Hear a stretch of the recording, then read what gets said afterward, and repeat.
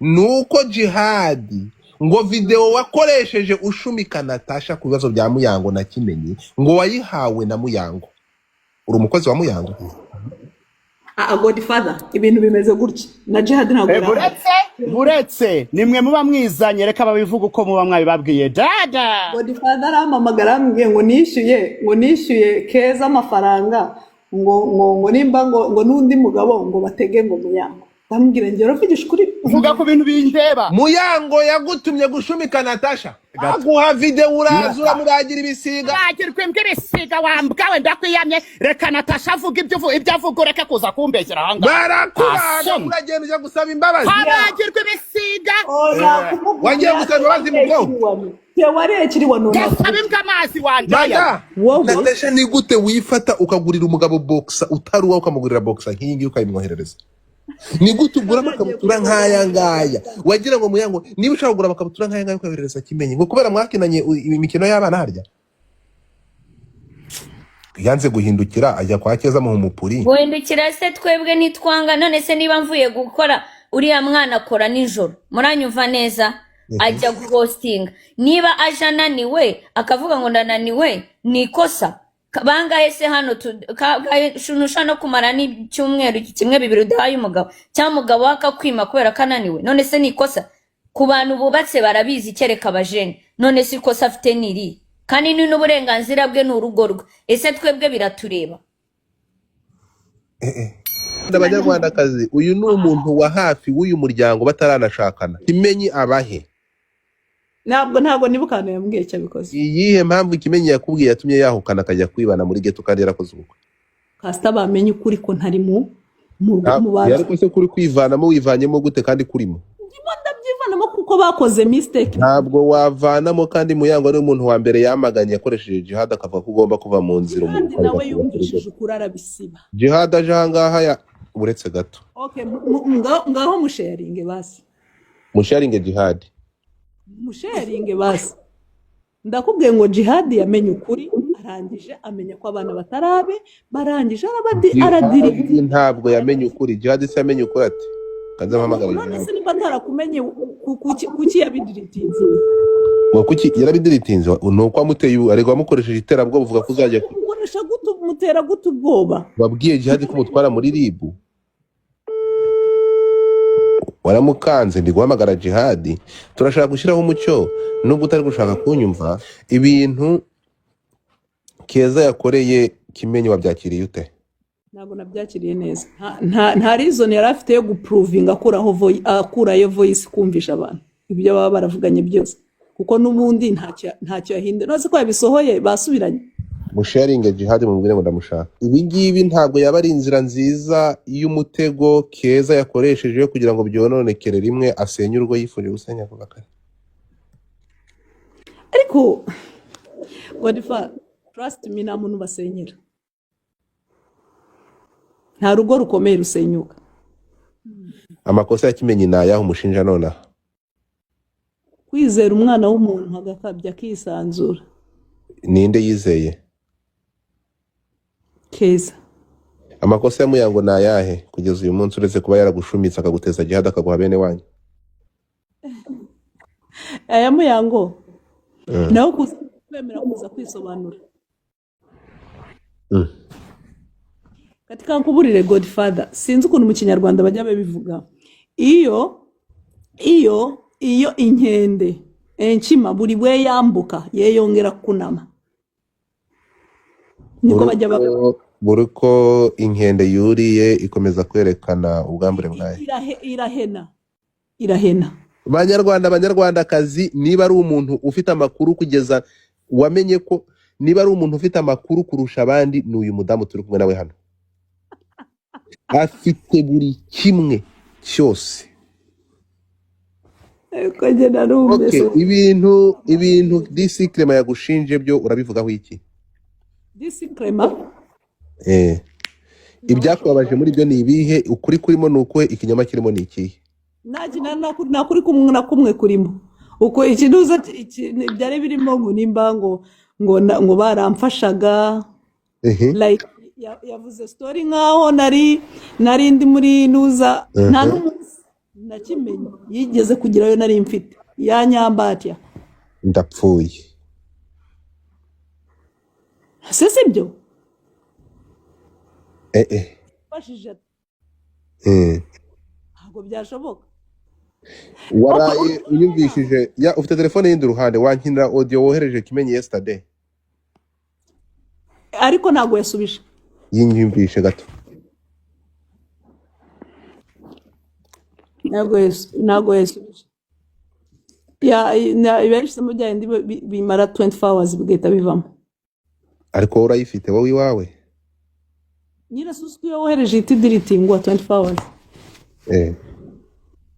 Okay. Nukuvuga ngo yagiye. Warurakaye cyane uvuga ko ugiye gushyira ukuri hanze. Je ntabwo Godifare ka nkubwire. Ntabwo uri kumva. Je by the way atari ibintu byo ku mihanda. Nge nibera mu buzima bwanjye busanzwe buri simple butazi bino bintu bya hano ku mihanda kandi butuje. Nyuma yuko umenye ko Muyango ari wagutumyeho umuntu kugira ngo baguhagarike ureke umugabo we, wabashije kwa approachinga Muyango no kumwereka ko nta kibazo ufitanye n'umugabo we cyangwa udashaka kumutwara umugabo? Jewe mama ngo mu approachinga like muhamagara Djihad akubwiriye ko nyuma yaho Djihad akubwiriye ko ibyo yakoze byose no kuzana abana bawe kuri platform ibyo byose yabitumwe na Muyango, waba waregereye Muyango kumaza icyabimuteye? No. Kubera iki? Urumva nanjye nabajije umugabo arambwira twagizemo butakanye. I think that's why. Okay. Birarangira. Ndavuga okay bana ishimwe ariko igihe kizagera ukuri kuveyo. Wenda kuko njye narabyutse mu gitondo nsanga mfite message kuri iyi si ntarabonaho kuva nabaho. Nabanyibagiwe nabanta ikikoreka ko abantu bakunda ibitagira umumaro banyandikiye. Habaza kubimbwa ndavuga buriya ni ibintu by'abashakanye anytime bajya kusorovinga ibizibu byabo. Noneho ngiye mbwiko ko nanjye ndi umuntu kandi ndumva. Ndavuga nta mpamvu yo kujya guhubukira kujya okay kugeza n'uyu munsi Djihad yakoze nabi. Yakoze nabi. Yakoze ibintu bitari professional.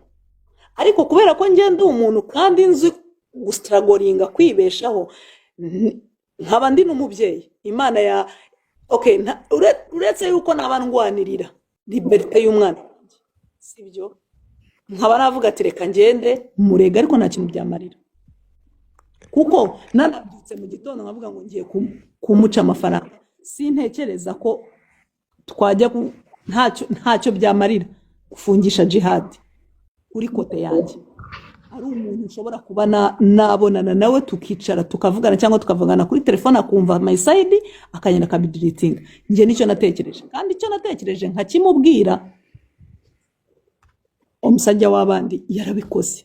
No kuvuga ngo Djihad nyuma yuko no kuvuga ngo abantu bose babikijwe amabanga n'uriya muryango barabatengushye, yaba Djihad yaba na Keza. Reka nkubwire Djihad nje ndamwumva 100%. Nje ndamwumva nkuko nanjye nahagarara hano mvugira Kimenyi cyangwa se mvugira Muyango ari mushuti wanjye ndamwumva. Niyo mpamvu ngiye icyo namusabye mubwira ko ibyo wakoze byose wasohoye na amabeshyo ahubwo Djihad azamuke. Djihad uze kuzamuka. Ndamubwira icyo wamfasha wakora gutya na gutya na gutya nambwira okay ndabikora. Arabikora pe. Arangije no kubikora akora n'ikiganiro cyo guhinyuza. Akubwira ko ibyo yakoze yabitumwe na Muyango. Ari wamuhaye ka video. Kuko kara ka video nagapostinze 2022 mu 2023 mu kwezi kwa 12. Yes. Umuntu arakabiko wakabitse paka kaza 2025. Kandi nagapostinze kuri Snap. Ntago nagapostinze kuri TikTok. So amaze kubimbwira amaze kubyumva turumvikana n'ibyo yanakoze nuko nyine yabikoze nkanjye utajya ugira ikintu ntakunda ibintu byinshi nabivuyeho. Yakoze ikiganiro gihinyuza arangije aragipostinga haciyeho igihe asubira mu kiganiro areditinga aho yasabiye imbabazi ikiganiro kirakomeza ariko it's okay Kasta yabikoze. Hahandi yasabye imbabazi ahavanamo. Yes. Nuvuga ngo imbabazi ze yisubiyeho. yisubiye ariko it's okay. Rero ibyo muravuga ngo arancumika ngo nimba ari ukunshumika ngo nimba yavuze ngo imbabazi Djihad yagusabye yarazisubije. Yes, genda ubirebe ariko kubera ko ngewe nzi neza ko yari yumvishe side yanjye ko ari nabimbwiye ndamubwira ukuri kuzagera igihe ikiganiro yagukozeho cyambere agushumika cyarasibwe. Yaragisibye akora ikindi next day asabiramo imbabazi mba hari ababyumvishe barabyumvishije aravuga twavuganye na Natasha aransobanurira rwose nta n'ikibazo nta mbabarire arakivuguruza arangije kugipostinga bigezemo ngiye ndagitaginga papa w'abana ndangije n'abashuti banjye bose bari barimo barambwira no binaga ari byo yakoze amakosa suing Era naho ngahura nambwira ati bazi umuntu w'umugabo nyine uzukanganiriza akambwira ko ahindukiza umugore we ngo ahindukire nabyemere. Buretse gatoya Kimenyi yabwiye uno mukobwa yuko agiretse Imana nawe wishire mu mwanya wa Muyango bro sibyo turi kuganira twese turashaka ibi bintu birangire mureke guca hirya ngo dede ngo nde oya kuko ibi butiku ntabwo bwazapfa burangiye muvugisha Kimenyi yageze ahantu hirya umugore ikibazo buretse ngende gukubwira nge se ndakubenge nase njye urabona nge mfite umwanya wo kuza kuvuga hanga simwe mwabizanye simwe muri muravuga ngo nisenye ndashaka kugira ngo nkumvishe kano gace hanyuma noneho mpite nkubaza ikibazo cyanyuma ko yuko ngo wabigizemo uruhare ndakuyamye w'insaza dekaje mwararanaga ngo mu kabari mugatahana mu rugo none se tutarara mu kabari ko tuba turi gushaka amafu wececekere ubenge keza reka twaravuganye niko keza cereka Imana ibabari yarakubwiye ngo hebikizaga ngo madama akagwindukira kuri WhatsApp yawe ugiye guhaye okay ngiye kurya so abariyo nkina Imana nuko nanjye mfite ibi audio kuba hari audio twigeze kuri coding umugabo keza yigeze gushaka gutangamo ngo Muyango passe uyu mugabo Natasha ngo niwe wamutanze keza kazajya hora ahoza uwo mugabo kunyeke amubaza ngo nase ngo Muyango ngo mwahuye ngo mwabikoze ngo mwahuye nyine keza ubona ushaka kumutega imitego buri gihe nyine ushaka kwizo audio nazo mana yanjye mbaza nyuma yiri ngiri reka twumice Muyango abivuga ariko ubundi mwamaye na yari code nigeze kuri code gatege turi kwamagara ndetse ari kumbwira ubundi Kimenyi ne waka Kimenyi ni uri nyuma y'ibi bintu byose umureke guca ku ruhande umureke wumve ngo ibingi Kimenyi ngo ni uri nyuma umureke wumve wenyine kandi nako unani wowe Godfather urabizi uko Kimenyi nawe aravuga shu sibyo kandi keza nawe Kimenyi muraganira sibyo Kimenyi agira umunwa icecekere dekati buretse mbabarira w'imvugo Kimenyi agira umunwa munini ndashaka kukubaza keza kuko keza Natasha inshuti yawe y'ibihe byose aya masaha kuba ishinjwa ko ariyo yisenyeye urugo igira umudomo uri kumva warira oya yababesherwa kandi bakumvishije amajwi ntago wimvishije amajwi ye iye nyuma yuko wumvisha amajwi ye uri kumva nyuma yuko uri kumva amajwi ye nyuma yuko wumvishije aya majwi uramufata nk'iki nk'umuntu wabitewe nuko ariyo ngeso umuntu muziranye kuva mukiri abana bato wowe kugeza aya masaha ndashaka kugira ngo numve view yawe kuri we nyuma yuko tubonye ibingibi kuri Kimenyi nakomere ntambura idahita gute se kandi ari wowe se nyine nakomere urwishigishe aryo bavuga gutyo urwishigishe ni urusoma kongo iki ariko serega ngo bazenata niba ushobora kwifata bingana gutya kandi nzi ko ari wowe ufite uruganda rw'amakuru muri ibi bintu wa mukobwa we rega nkubaze sibajya bavuga ngo urwishigishe ararusoma yego enjoy bro nukuvuga ngo Kimenyi yirashe mu kirenge niba ndi kukumva neza kati bana Godfather hari ikintu byuka mu gitondo kubera ko utabombotse mu gitondo obura gwe Katonda yamponyesa kweli mu gitondo utavuze ayo Yesu Kristo we. umuhungu wawe nyuma y'ibi ngibi ariko urabona iki nyuma y'ibi ngibi Kimenyi arimo kuvuga iki Simperukana kuvugana nawe kandi niko ari bamuhereje voice note yesterday yaganye gidamu ate nari nashyushye umutwe ngo busungu bwe nina aranga ukima ya rero ahangaha abanyarwandakazi yaganye kunziramo abanyarwandakazi ndababwira ko Natasha ninjoro yagomba gusaba inshuti ye magara uburenganzira bwo kugira ikintu avuga ariko ngo Kimenyi yamubujije kuvuga niyo mpamvu mubona yifashe kandi navuganye nawe amakuru mfite nuko wowe wizi hano uratubwira ati ngiye gusaba Kimenyi uburenganzira mu burenganzira bwo kuvuga ndaza hano kirukura hagaragara Natasha ugarutse utubwira ko bidashoboka kugira ikintu uvuga kuko Kimenyi mutavuganye ukuri nuko ugombaga gushira hanze nukuhe ni kuno ukuwe se kutaravuga ngiye kukubwira ego kutariho inkurikiranye n'imbere inkurikiranye ego kare kose se Kimenyi akunda Muyango niho mpamvu ubona bino byose birimo birahapeninga musiruringe binapumbavu urukundo rwabo abarwinjiramo bose zero bafitanye ibyo bahuje ikitazaba atandukanye kapite miaka ngapi meka bari so just buri muntu wese abe naye voice zo zanzise ariko nyuma yari ya majwi wahinduye uruhande ku ruhande rwa Muyango ubu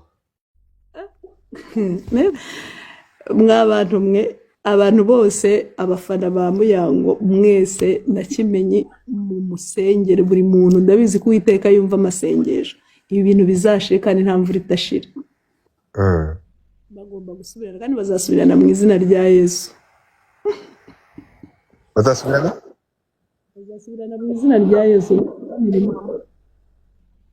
urishobora ko bazasubirana nta kidashobokera Imana bwiza ukuri ku makuru yawe ufite bazasubirana batasubirana se n'abafitanye umwana kandi Natasha nutampatingi batuma bimena hanze kandi nimimena hanze birakugaragaza nabi ariko se Godifa wowe Natasha ni gute wifata ukagurira umugabo boxer utaruwa ukamugurira boxer nk'iyi ngiyi ukayimwoherereza ni gute ugura amakabutura nk'aya ngaya wagira ngo Muyango niba ushaka kugura amakabutura nk'aya ngaya ukayohereza Kimenyi ngo kubera mwakinanye imikino y'abana harya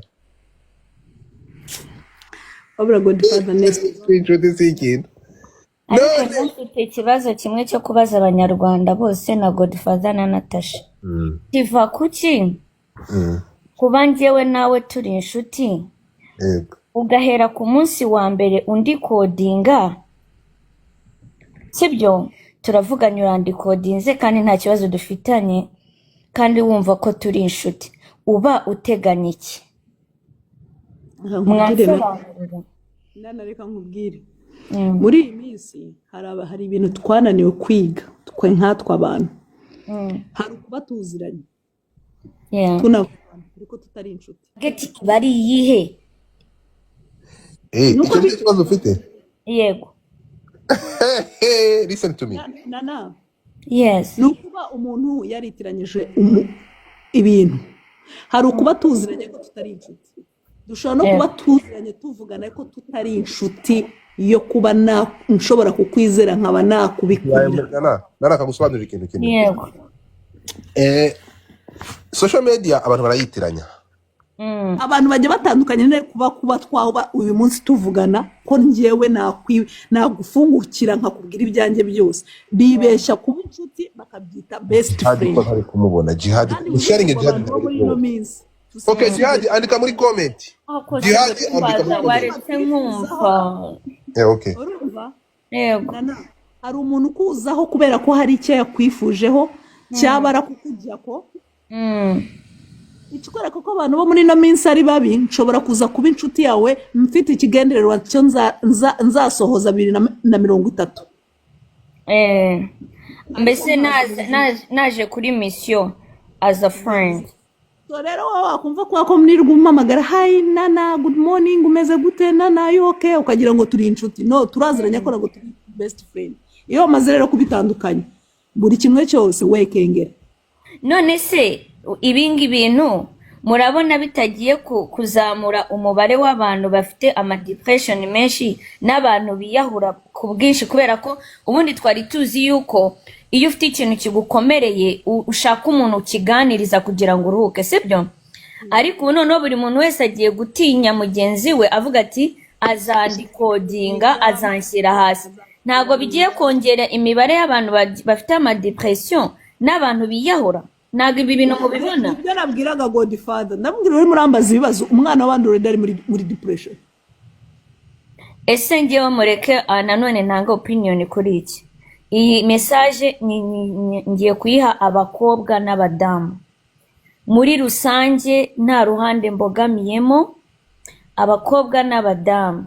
Iyo ushyize umukobwa cyangwa umudamu hanze mugenzi wawe, nawe uba wishyize hanze.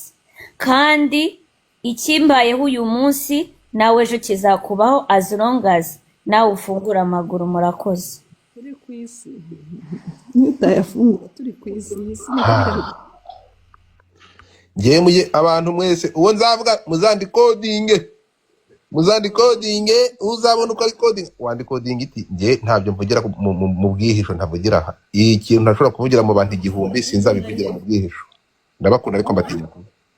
So mwebwe hano ntacu, there's no friends. Jihad ntabwo ndi kukubona. Jihad andika muri comment ndagusabye. Uwo Muyango ntiyigeze aza out ngo avuge ko hari ikibazo afitanye n'umugabo we. First of all, mbere yuko urumva uwo Eve ntiyigeze akoresha social media platforms ngo azatubwire ko afitanye ikibazo n'umugore we. Yego. Twebwe inshuti zabo nitwe twasongoye iminwa tuza kubivuga outside. Bishinga Godfather bakasongoyeho. Murimo murangiye munyumve neza. Kubera ko ndubatse, I know what I'm talking about. Ubu bwabo nta muntu wigeze aza hanze ngo atangaze ngo ngewe Muyango natandukanye n'umugabo wanjye, ngewe Eve natandukanye n'umugore wanjye. Uranyemerera gusubiza aho ngaho? Yego. Aho ngaho ntabwo ariko byagenze, barabikoze. Ndakubwira uburyo babikozemo. Nyinde banza wumve ndakuvuga. Uvuze ko batabikoze, uravuga bo ku giti cyabo. Yes. Ndakubwira uburyo babikozemo. Nyine aho nongeye kugera. Manza wumve kamaze gusobanurira. Yego. Iyo abantu ari ubuzima bw'ibyamamarano butandukanye n'ubuzima bwacu, ni ukuvuga ngo kugira ngo ibintu binaturike biramenyekane ku munota wa mbere, mwe ntabwo mwabikurikiranye. Twebwe dukurikira amakuru y'ibyamamare umunota ku wundi. Ibi bintu byaturitse umunsi unani Muyango yagize anniversaire. Urimo kunyumva? Kimenyi kandi ya. Hujya gumanda gani ni wowe nyirabayazana y'ibi bintu gumamada. Anze mva ko neza. Afata amafoto ye yawe. Ikubizana kuri media bigenda gute? Kimenyi yafashe amafoto y'umugore we yose. Arayasiba. Urukuta rwe. Yego. Yashiriyeho abafana. Aduhera amakuru ya buri munsi. Igihe cya anniversaire kigeze. Uri kumwe? Yeah. Kimenyi yanga gupostinga umugore we. Itangaza amakuru biracitse. Mwaratandukanye. Nana nguyu hano ni wahamagaye Kimenyi aramubwira ati reka ibyo bintu genda postinge madamu wawe. Nguyu nana ndakubeshe yes or no? Nubwo buretse gato. Nubwo Muyango atigeze amenya umuntu warwanye intambara ijoro yose kugira ngo Kimenyi aje gupostinga cyangwa areke kugaragaza ko ibintu byacitse n'uyu nguyu. Yes or no? W'impintoki rega mafite amakuru. Urukuvana na? So aba kadisisi ntabwo nongera. Ubuse uradutandukanye te nkoka byarana na okay. Natasha urira. Linda ko ndashaka gusubizana Nana. Rero iyo icyamamare kiratuzi tuba tuzi ko hari buze gushya umwana w'umukobwa umudamu we fiance w'umugore we akunda wamubyari akagira anniversaire ntagira ikintu akora nta mupostinge igihe kikagera uretse gato agafata amafoto y'umudamu yose akasiba ku mbuga nkoranyambaga niko aba yavuze ko hari ikibazo. Turi kumwe? Itangazamakuru ribakagira gute rigakacira. Impamvu yatwekereye bazamura Djihad arimo arakubwira ngo muzamure dore ngo Djihad sindi kumubona. Muri comment section. Djihad nkawe nk'umuntu hano ngo bimeze gute ja hano rero nk'umuntu wa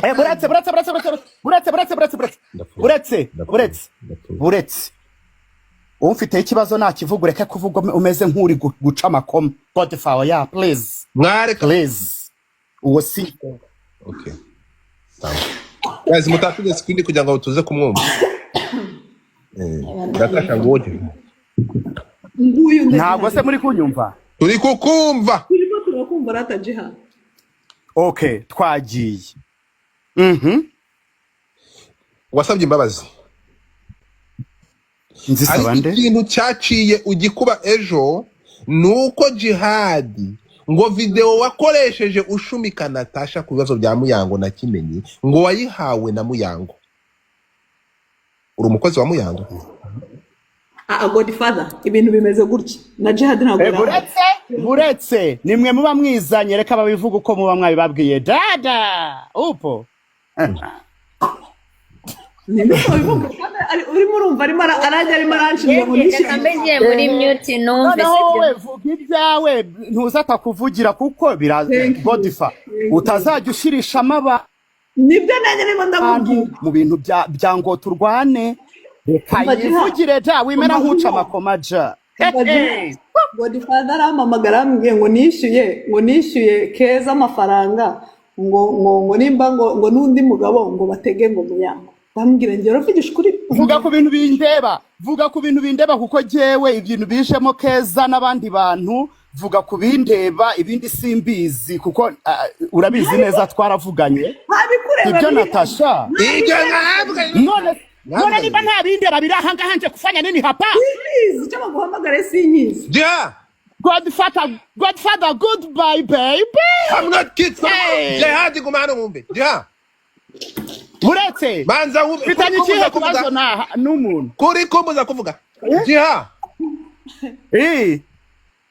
Muyango yagutumye gushumika Natasha buretse gato aguha video urazura muragira ibisiga maze bakubwira rindira kabagirwe mbw'ibisiga wambwawe ndakwiyamye reka Natasha avuga ibyo avuga ureke kuza kumbeshyira ahanga barakubaga uragenda ujya gusaba imbabazi kabagirwe ibisiga wagiye gusaba imbabazi mu bwonko tewarekiri wanona gasaba imbwa amazi wandaya Natasha navuga ibyo avuga nimba afite ikibazo jewe tuvugana naho ibyo kuzana ibyo kuvuga madame wagiye gusaba imbabazi nakubugumya tewarekizwe kiri wano wamakuri Natasha tugende gake Natasha wabadeke wabaye Natasha yasinze umujinya avuga urugande buretse uzumwumve niki Djihad njye namubwiye ngiyewe ikiza amazima yavuyeyo nta kibazo mfitanye n'umuntu n'ibyo buretse gatoya waretse ko nanjye numva mushobora kuba mwashirishijemo muri izi live zanyu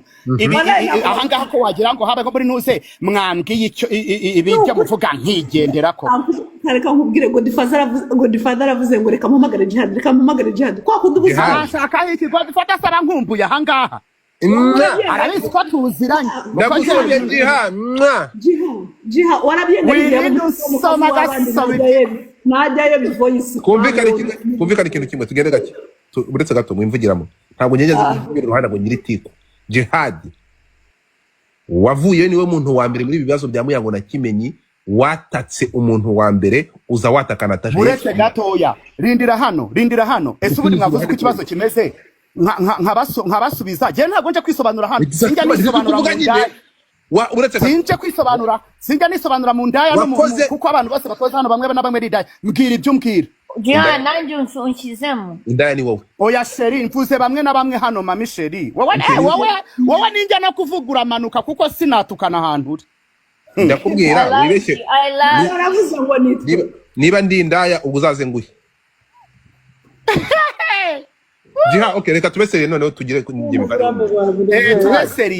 tubeseriye ukumva iyo ugiye kuvugira hejuru ugiye kame mekanizme ndafaza kamagira hejuru ndabaza uri mu bantu bakoze ikiganiro kibasira Natasha hano yes or no kibasira Natasha yego uzana n'abana be video y'abana be urabimanika nyine wimvugiramo ikiganiro maze kukizana hanyuma ikiganiro waje kugisiba kivanaho ariko ukivana ari uko Natasha yaguhamagaye arakubwira ati Djihad warenze umurongo utukura ntabwo ushobora kunyibasira muri ubu buryo Djihad wabyutse mu gitondo cisha itabona ikiganiro uragenda ukivanaho ukora ikindi kiganiro gisaba imbabazi ariko ikintu gitunguranye mu magambo angera havuye ikuzimu mu kirunga wavuze ko iyo video aya magambo nabwiwe ejo ntana nga byaravuzwe hano ejo bakukomoje wose ndi kuko wabivuze bivugwa ko wowe wavuze ko byavuzwe nande iyo ari ibintu biri kuvuga muke muri vuga ibintu byumvikana bivugwa ko wowe iyo video byavuzwe nande Natasha amaze kubitubwira nona Natasha bitubwiye okay ko iyo video wayihawe na Muyango kugira ngo ushumike Natasha turavuga ati bishoboka bite Djihad asigaye akora mu iposta ku buryo deliveryinga ibyo abantu badashobora kwivugira niyo mpamvu twakwifuza wowe ibyo bintu byarabaye koko kugeraho ukoreshwa ugakora ikiganiro ukanagisibishwa ugakora ikindi ariko Djihad ikintu ngo cyababaje kurushaho icyo kiganiro gisaba imbabazi nyuma y'iminsi mike waragiye hahandi hasaba imbabazi uhita uhavanamo ijambo ni ryawe umva nkubwire Godfrey reka mbikubwiza ukuri iyo video nta muntu wayimaye memu na Muyango ntayo yampaye ni video nanjye ubwanjye nifitiye Yesu Kristo iyi code DJ ubwanjye nari codinze muri telefone yanjye ndayifite uri kumva none se Natasha nguyu Natasha buretse gato cyane ngo iki aho yayipostinze hose twazikuyeho uri kumva iyi video ndayibika uri kumva ikintu cyatumye yipostinga buretse gatoya rindira gatoya njewe shaka amakuru please unzanire ibintu byo kunterekera amagambo mu kanwa ndangije video subiza inyuma kuko ni video nari codinze kera video subiza inyuma ndayumva sanga uyu mugore ari kuvugamo ko abana ngo bazaba ngo nka anko Kimenyi aba bana se bafite se witwa Kimenyi iyo video ndayifite natawi kwikanga gutyo ndayifite abana bafite amara harimo dadike ntago harimo Kimenyi please bafite ngo anko ke nuko rero mu mihanda twebwe tuba tubazi kandi urabizi neza yuko uziranye na Kimenyi byinshi cyane mada tujye tureka kubeshya ejo si wowe wari uri kwivugira ngo niyo yacu kukuguru n'ibiki byose dukomeze iyo video ndavuga nti abana se barimo anko ke Natasha ni wowe wizanye hano hamwe mvuge nawe uraza kuza kuvuga ngwande kubanza uvuge ndaza kuvuga nyuma umva nawe ba wambabariye ukaba uri kumvira hasi ko jewe ntashaka kuvuga n'abahantu ariko sabi nibiki ivugire Djihad ndakuba ivugire oya buretse je nubahanana nivugire ntacyo gutwara ivugire ngenda jya mute reka ivugire ubwo nteza amatwi ndiko kumva okay noneho buretse video ndankora ikiganiro nivugaho turi kumvikana uburyo bwanjye nabivuzeho n'ubu video ndacyazifite zarakaswe turazisevinga noneho njyewe ikiganiro nagikoze nyuma umushuti wanjye wenda na Natasha ni famille nubaha nkunda arantelefona singombwa ko muvuga hano kubera ko jewe uwo muntu ndamwubaha arantelefona aranambura uri kumva arambwira ati Djihad wakoze ikiganiro uvuga yuko bari abana bishobora kuba ari abakimenyi na Natasha nukuri ntago ari byo sabe uri kumva kuba abantu baziranye ntibivuze ko babyaranye shashu rwose ntago ari byo kandi n'abana amasura bayashyizemo agaragara noneho ni kandi aravuga ati ikindi yambwiye ngo tuvugane cyangwa se ashyireho bavuga bwiki abavoka bakurege kuko warengereye washyizemo abana ndamubwira nti ntimuvugishe nijye mu buzima bwanjye sinkunda ibintu binteranya n'umuntu ikosa ryabaye nuko hajemo n'ishusho y'abana kandi jye sijya nkora ibiganiro birimo abana muzabyitegereze n'ikosa ryabaye nuko ntigeze mfuka bariya bana kuko ni ibintu bitari confirmed mu ntega amatwi nariko itsoke njewe turabikuramo ntari ariko nawe nabone kumumbwirire kuko uyu mugore nta na nimero ziwe nagiraga please mvugana na timu ndabibabwira baje turavugana turabisotigana babwira ni rero njewe mu buzima bwanjye uretse riyo bitaba abana umuntu wese namukoze ikiganiro mpora mbivuga n'abantu mwese murabizi iyo kimubangamiye arambwira je nkagikuraho ntaribi nko kugira ngo bitere intambara uwo ni njewe cyangwa no kuzana ibintu byo guterana amatika adashoboka ikiganiro ndangije uyu nguyu aransobanurira anasobanura na situation yababyayemo sinje kuyizana ahangaha ni umubyeyi ibyo sinabivamo kuko ntiyabyizaniye aha ni ibintu twavuganiye mu gikari ndangije ndamubwira nti tuza jewe ndabikuramo uri kumva ndagaruka ndicara nkora ikiganiro ndavuga nti muribuka tuvuga kuri ibi aba bana ntago nkuko byavugwaga Save yababyaye nabuyu yababyaye gutya na gutya nta nubwo ibyo bintu twakwirirwa tunabyinjiramo uri kumva ndangije ndamubwira namusabye imbabazi mu mbere uri kumva ndangije jewe ndagenda ndegama icyo kiganiro kiracyahari nako kana bivuzemo karacyarimo turatarimo bamwamwe amashampanye menshi nimumenye ko bihari ahubwo ikibazo gihari urashaka gutukana nanjye kubera ibyo bintu byabaye kuko iyo video irahari zishobora no kuyikoraho niko bimeze Natasha ntuze kunyikorera muri iyi mihanda kugira ngo kuko nanjye ntundushe umutwe munini wo kwitorera arimo aragushyushya arimo aragona rero Godfather wiza gushyushya ahangaha n'ibiki byose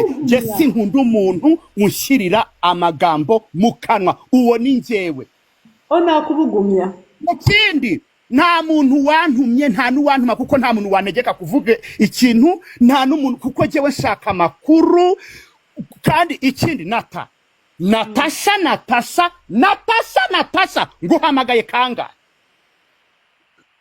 twavuganye kuri telefone turi kumwe n'uwo mushuti wacu no urabizi ko ari umushuti wanjye tishobora kumuzana hanga kuko ndamwuba ubwo surumva koko Natasha ikibazo ufitanye nawe ni iki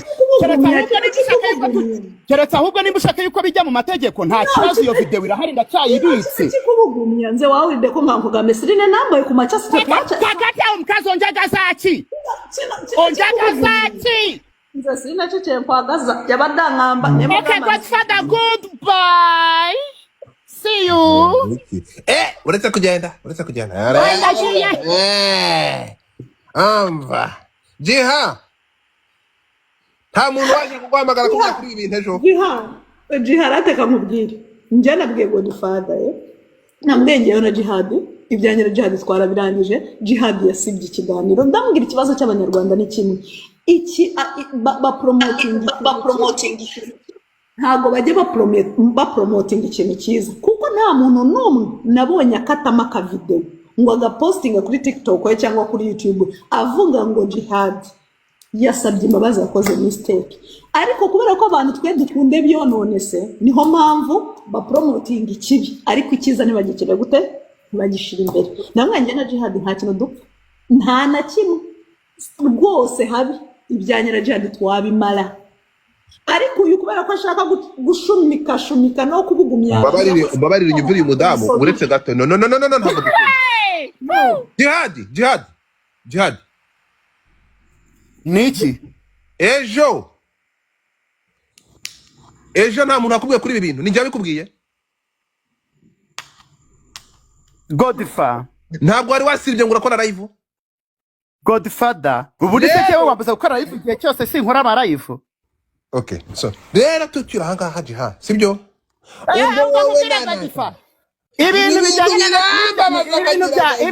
ibintu bijyanye na Natasha birarangiye cyangwa ntabwo birangiye ibintu byawe na Natasha birarangiye tugarutse thank you by the way mfatiyeho n'umwanya nje mungure muri bino bintu kasta baye gukura bawabijemo none waza kuvuga ibyo twavuganye muri inbox ujya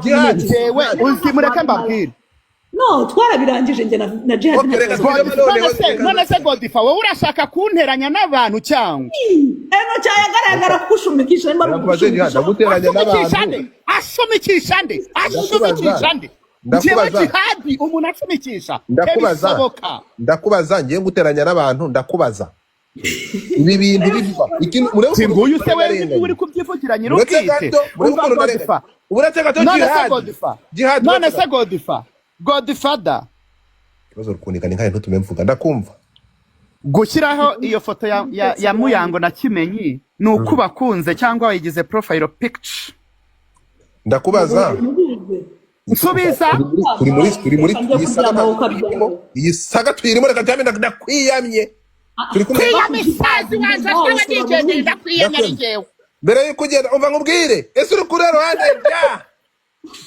bye uri kuri ruhande mu njye Godify ibitotsi biranyishe kanjye kwiryamira rwose mami goodbye ese Djihad mbere yuko ugenda Bye, umva shu. Djihad Natasha bye shu hanyuma ikindi mada umva kadamagurike katuva mu nzira we mukabutera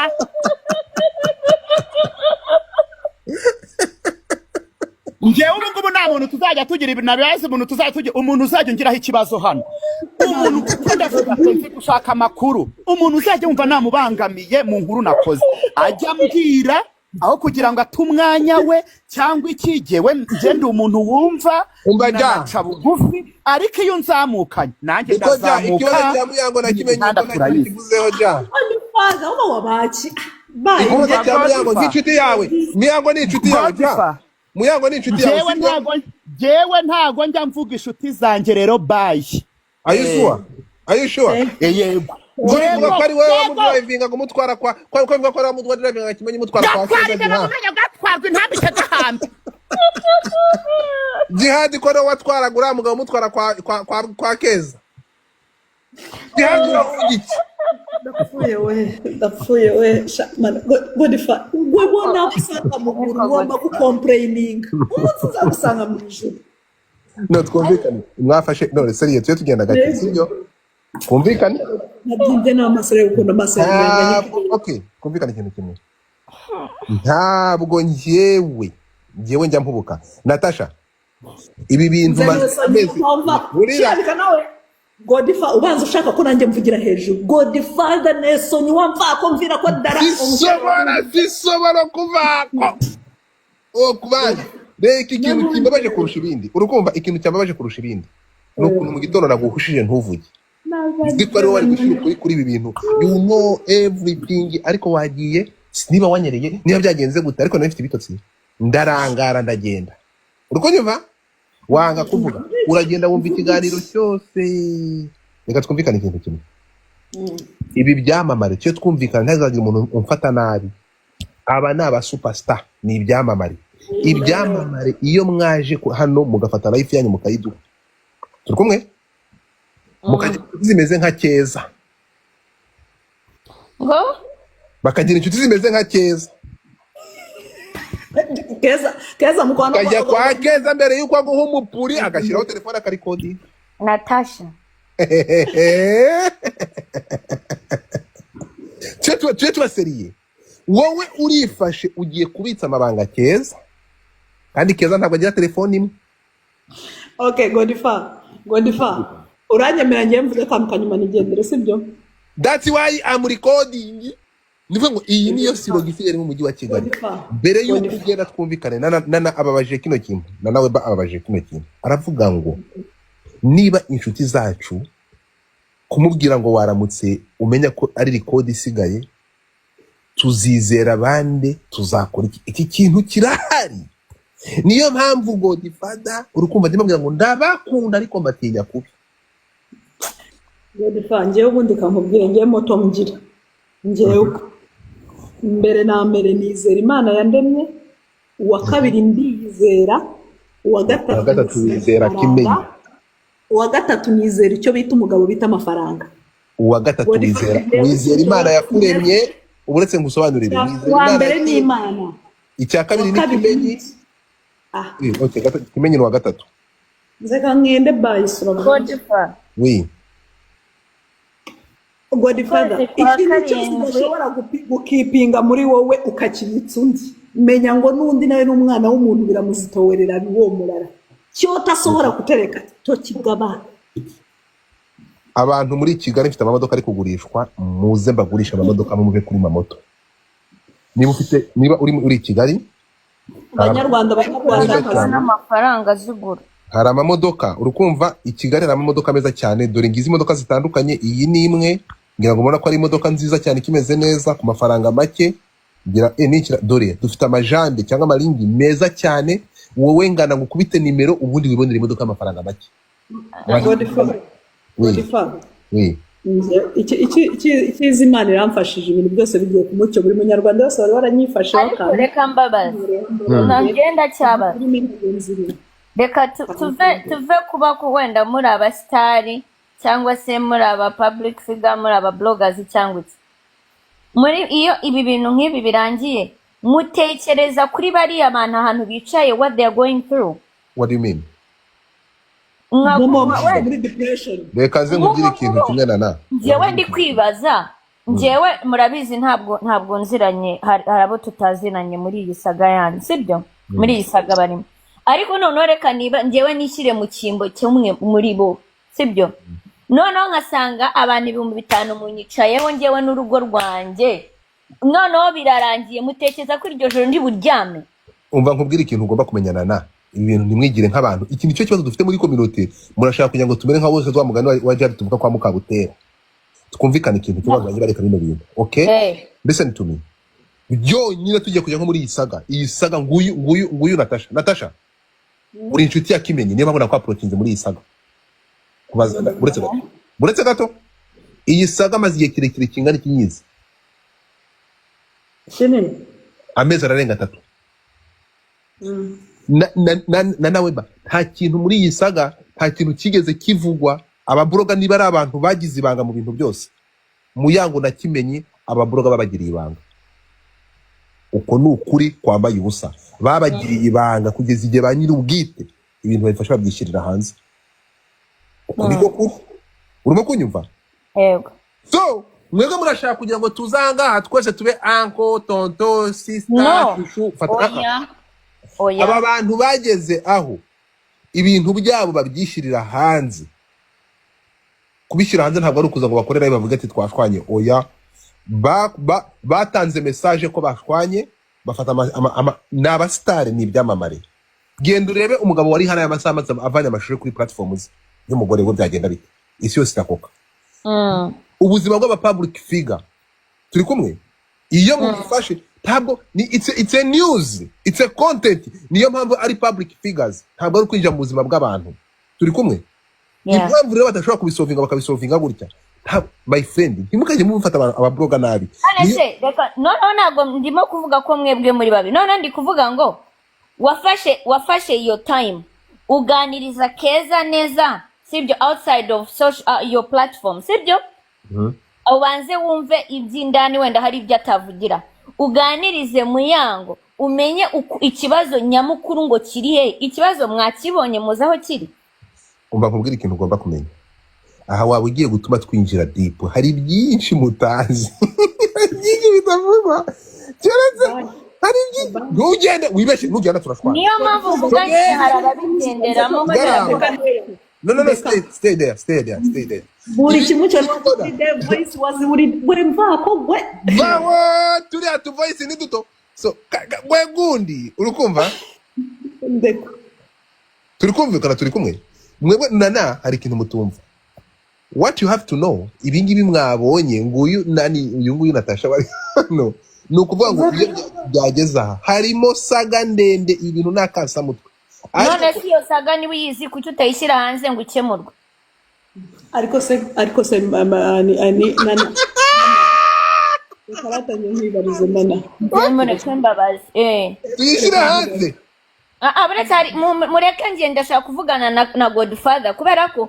ibi bintu abana bari bubigenderemo abana amadepression araza kubica kandi bizagaruka kuri twe twese mureke ngiye ndababwiza kuri mu nyange cyangwa mu nyumyanze kanwende ndababwiza Godfather ngewe uyu munsi ndababwiza ukuri mu nyange cyangwa mu hunde nta n'umwe ntunze muranyumva ibi bintu n'ubwa mbere ngeje gutesa kuri social media ntago njya neza urabizi ntago njya neza nta nubwo ngira drama nta nubwo nzapfa nyigize ariko ngewe ndeba kuri both sides ndeka mbabwiza ukuri Keza is my daughter okay waramubujije kuvuga ko iki yagarutse buretse nyine mbanze nkubwira Muyango it's a girl that I admire I like how she survives muranyumva neza mu bana bake biteza imbere muri Kigali you get my point kandi ngewe uyu mwana igitsina gore cyangwa umwana w'umukobwa arimo arizamura I support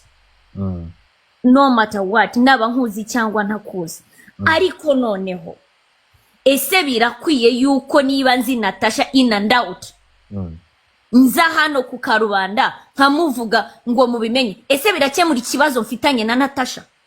kubera iki ibingi wavuga ejo kankubaza ikintu kimwe ngiye kukubaza ugiye gutuma nkubaza mbaza your daughter umukobwa wawe Keza ko ejo waje ukamuvana kuri platform ukajya kumuganiriza kubera iki yagarutse gukina amawudiyo y'ibiganiro yagiranye? niho mpamvu Godfather kabona kamudirata muravuga ngo Godfather ngo ababroga uretse gato nana yarakiganiriza uretse gato ejo wagiye Godfather yambajije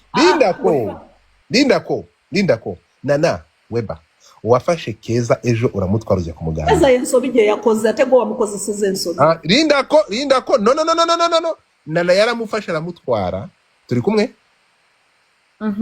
namutwariye iki urabizi kuki namujyanye uramuganiriza twumvikana tugereza cyane uramuganiriza uravuga ati ngomba kugira ngo uvuge inshuti yawe hariya sinibyo mwavuganye yagarukanye backup ya Dekati papa yensobi igihe yakoze ibyo yakoze uretse gato kubera iki nyuma yo kumuganiriza ko atagomba kuvuga ku nshuti ye kubera iki yagarutse none habwo ari kuvuga ibya kasamutwe why?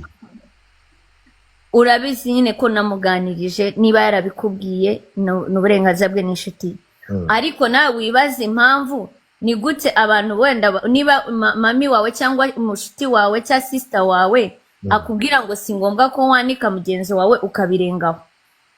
Aha nukubera niyo mpamvu nanjye mbabwiye ntago ari byiza yuko niba nkuzi in and out tukaba dufitanye ikibazo ntabwo kuza kuri hano ngo ngewe ngo nkwambura ubusa ari byo bikiza ikibazo ahubwo birakiruzamura.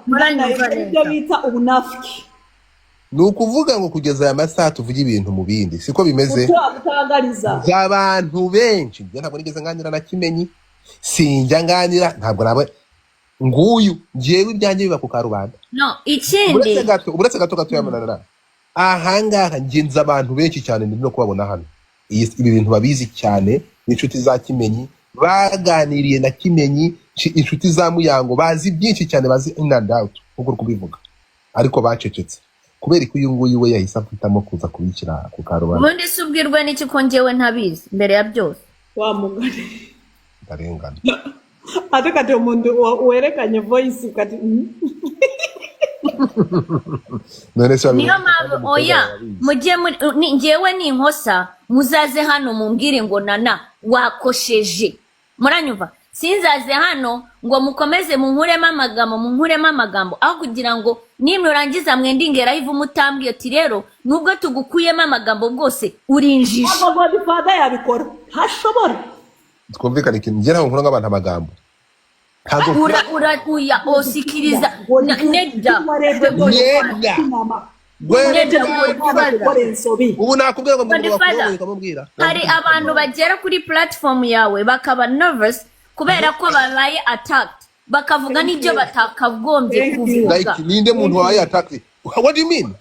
Keza like bakakwanjama Godfather abantu ba protecting abatumirwa Godfather Keza mwamukoresheje nsobi mwamukoresheje amakosa no uzantera ko yakoze nsobi uzantera ko yakoze ikosa kama kandi nawe ntabwo za kubemerera listen to me nana ya protecting zura mwana w'umukobwa nana nigeze wigeze ubona bindakaza nana yaraje hano arambye namumanuriye live yes ndabizi afata live yanjye arayica ndaceceka afata live yanjye I don't care niba yarabonaga ari bwo buryo bukwiye for me ntabwo ndanga kugira ngo se niba yaraje avuga ati nyura hano tugende ndakubujije urimo kunyumva nani Natasha aramufata arayitwara live yanjye arayica bitaga abantu 700 twari turi kumwe se nana yaramuhamagara gahari aramujyana none uretse gato none ko nana mu kumutwara kwa ahubwo yagarutse yari yamavubi by the way dusumujya kuri yagenda ko wamutwaye ukamugira inama ahubwo akagaruka none watari kuvuga ahubwo ari kuzana dati ko recording akazana aduhari Godfather kankubyi uremera ko okay reka kuba kuri side ya ntuza nje muri iyi saga reka nze nkubwire kakubwiza ukuri muri iyi saga nawe wowe wenyine wowe urangaha we nyabo aya masaha ni ukuvuga ngo objective kanagiye guseka narumva uvuga mukazi ya mwabiza banange Godfather nemera ko tutanganya ubwenge twese wemera ko iyi kese mufite n'ibindi mutarumva muzabyumva ubwirwa n'iki byarangiye n'iki cyose nakuzanira gishyashya twajya muri diaspora se bite byawe ariko umva ngewe hari ikintu ngewe reka mbabwiza ukuri rero ikintu ngewe ngibushime ngewe buriya nanashimira mwongeye kubahamagara bakanga kuza noneho burundu nkari ntabwo bazaza nana je basubora kujya byawe ndeka tucicike bagenda kutugamba obasi bamukoze sesensobi areto musajja wabandi ngakimanye mufumba ari mu kwetonda badingane nayo wasebye ni adingane nani nayo Godfather ngenda kucicike bagenda kutugamba kuvuma ngenda kubiresi mu ngenda kuvuma yagara umuvumira ngo tude ngonywa bakawaraje baka champagne I swear today attend this serious rero tugenda kwevuma kusiba kankugambe ikintu kimwe kababwira ikintu kimwe sibyo uyu nta reka nkubwire reka nguyu njewe ibintu bimaze hafi amezi abiri itangazamakuru bari batangiye urukunyumva batangiye bafata aha na hariya abantu ibinyamakuru byose genda urebe nakoze live ikinyamakuru igihe banditse ibinyamakuru bya noneho byabaye open birandika ko nagize gute we put the truth out bari batanze igihe kirekire bazana conspiracy dinda ko nana nihamagariye Kimenyi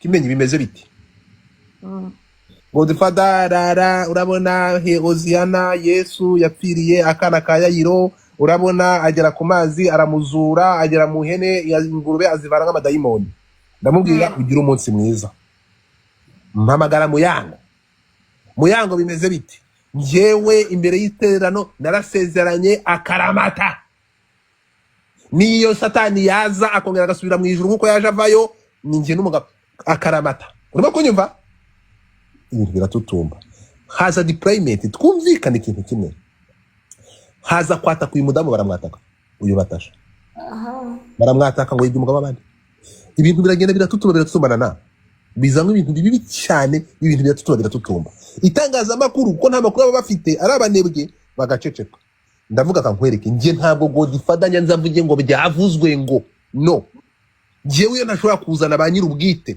ndaceceka kabireka ntabwo nshobora gukora live ngo mvuge ngo urabona ngo biravugwa ngo ejo mu minsi ibiri naranditse nkora kuri njya kuri stat ndavuga ngo fata ifoto yabo ndavuga ngo uwamena umuceri reka nshyire kuri hanze icyo nashanga cyari iki ibi bintu byari maze igihe bitutumba abantu bagenda ndavuga reka tubigire gute bijye ku mucyo itangazamakuru aya ma YouTube areke kwandika iki ubugoryi ibi bintu wowe uri kuvuga gutya wowe Natasha I know you know more muri ibi bintu ibi bintu uri kuvuga gutya ahangaha bafashe agatonyanga kikubita mu kivo ngo pa nta kintu kigeze gisoka hanze muri isaga yibi byamamare bibiri turi kumwe rero kuvuga ngo abantu ngo bajano reka mbabaze ikintu kimwe aba bantu ni ibigoryi hano hari umwana w'imyaka 18 nafashe nkazana no kuri pano ari ibintu bizanye hari umuntu hari ibintu mutazi muri ibintu ariko ibi ngibyo gututumba hano bivamo kumererana nabi izi saga zatutumye zongera guturika nyuma yuko twabyirengagije ziturika ruko Muyango abwiye kano kana kara uramucanzara urukizara abagore bamwitanye Madiva naraye ntasinziriye uretse gato Madiva Muyango uretse gato Muyango abwira Madiva ngo ntabwo nakorana nande na Keza muri kuri show imwe tubyumvikane ntabwo nakorana nande n'umuntu wabemukiye aya magambo Muyango yasubiyemo aravuga ati urabizi ubuhemu wankoreye bukabije ubuhemu Muyango yavugaga butigeze burekurwa ngo buvugwe n'ubu ngubu Muyango yimaga Kimenyi akagenda nase ko atabuvuze abwiwe n'iki wowe reka my friend I'm a blogger amahoro y'Imana uzi ubuhemu yavuze yavugaga n'ubuhe n'ubuzi ubwo ari bwo n'ubuhe nukuvuga ngo Muyango yaravugaga ati urabizi ko abagore muhanisha abagabo kubima bakajya ku murongo. Iyo umwimye kabiri ajya ku murongo. Uruko nyumva? ni bangahe baha abagabo babo buri munsi se? Buretse gato. None uko byagenze mwe mutamenye n'ubuhemu Keza yakoreye Muyango. Muyango yaherezaga umugabo wa pinisiyo yo kumwima umupuri. Keza akavuga ati ibya kwimye hano ndabifitiye ingwano. Ntabyo muzi. No. Kimenyi yagera mu rugo noneho akaza afite energy adashobora gupfuka mu gavuga ati mbabarira ndakora ibyo ushaka. Hose iyi pinisiyo ndi kumuha bimeze gute? Muyango akoze iperereza asanga nguriya mwana aragenda akakimusiga papa. Uroko ibintu ubuhemu yamukoreye. Ngahibaze nawe kubusha ndashaka kubyumvira ikintu. Nubwo uyu mukobwa yageze akavuga ati impamvu buriya yireguye, aravuga ati Keza yireguye neza cyane. Aravuga ati uyu ni umuvandimwe wanjye, uyu ni umugabo, ibyo wamwimye, impamvu namukoreye ibyo utamukoreye niyi, yagukora aho ugahindukira ugahunga. Ahubwo difa Imana irakureba. Ndavuga ukuri, niko kuri, niyo mpamvu Keza yakinnye ariya majwi. Aravuga ati Muyango wimfata nk'umwana mubi, waramwimye, umwimye ngiki kimenyetso, kuko narinzi ko igihe kizagera ukababara nkakubwira ko nagutabariye umugabo. Ngiye natekereje ko wari urwaye, ndavuga reka ntabare umuvandimwe, muhe ibyo utagomba kumuha. Ntabwo ariko yavuze. Nino ndi kuvuga umva, we gukina ariya majwi niyo mpamvu ya muri codinze. That's why ya muri coding. Impamvu ya muri codinze ni iyihe? Ariko utari kumvana na impamvu ya muri codinze ni ya muri codinze kugira ngo Muyango nasakuza avuga atari ko umuntu yaje ambwira kudahindukira. Jewe nk'umugore mugenzi wanjye numva ngomba kugufasha, wenda wari urwaye. Urukunyumva ahantu hari ikibazo. So ahangaha niho hafiki. Akantu kari kurusha kandi kari muri iyi kese.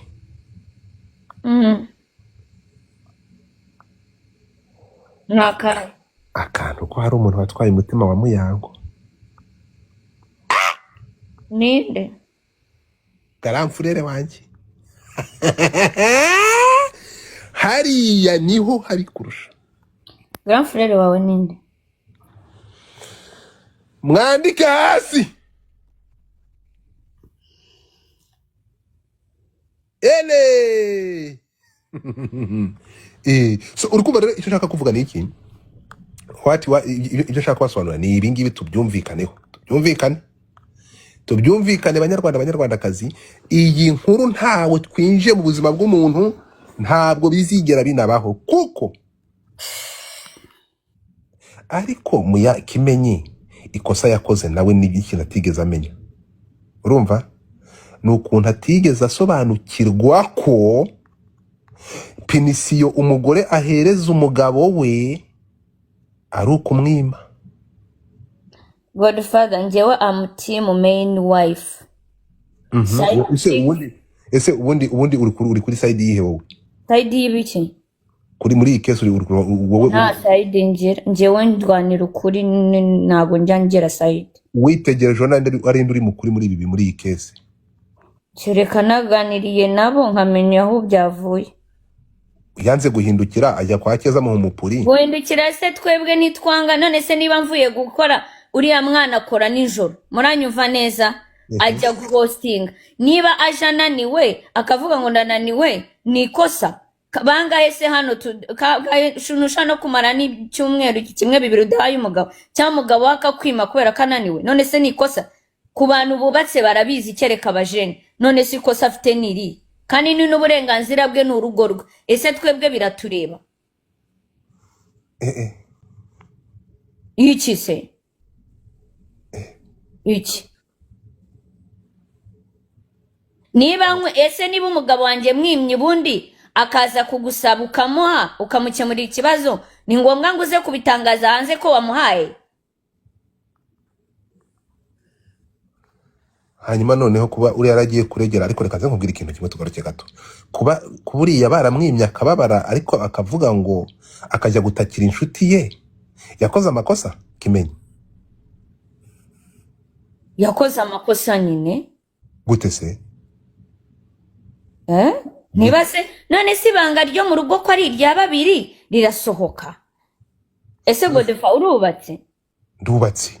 None si ubungubu ndi umugore wawe, uranyumva shiri, ndi umugore wawe, nshobora no kutakwima, ariko kubera ko ushaka gutestinga uriya mukobwa ukagenda umbeshyira ko nakwima, ntabwo ibyo bintu bizi ku bagabo. Ntabwo Kimenyi yashaka gutestinga Keza, kuko Keza ntabwo nshaka ngo uzane Keza Kimenyi na Muyango. Reka tuvuge kuri iyo point kugira ngo ibe clear. Niba nge nawe turi umugore n'umugabo, guys mwatapinze iyo screen buriya tukimana mu buriri, niyo ntakigusiga ijoro ryose ukagera hanze ukabona hari agakobwa ushaka guha, akakubwira ngo none se kuri married urashaka iki, uzakabeshya uti uriya mugore wanjye nanureba amaze ukwezi atama, merewe nabi rwose ntabara, uranyumva neza, kugira ngo ubone icyo ushaka. Icyo nacyo mukimenye ku gitsina gabo, kimwe nuko n'umugore nawe ashobora kuba yabikora. None se hanyuma rero tuvuge ko nukuvuga ngo tuvuge ko uyu nguyu kuba yaragiye gushaka kujya hirya kuvuga agahinda ke, yagerayo bakamurikodinga, amakosa ari ay'umugabo. Kuba yarijyanye nta wamujyanye. Ndapfuye. Yababawe kumucirirwa kumubamba. None se yaragiye ashyira hanze urugo rwe, sibyo? Ibyo shiri. Ashyize urugo rwe hanze, ariko ntabwo yarushize hanze. Niba uwo yabibwiye ari inshuti ye, ntabwo okay tuvuge yabishyize hanze, ariko nk'uko mwavuze ngo they are long time friends, numva ko wenda yegereye inshuti basanzwe baganira, sibyo? Ese twebwe twabimenye dute?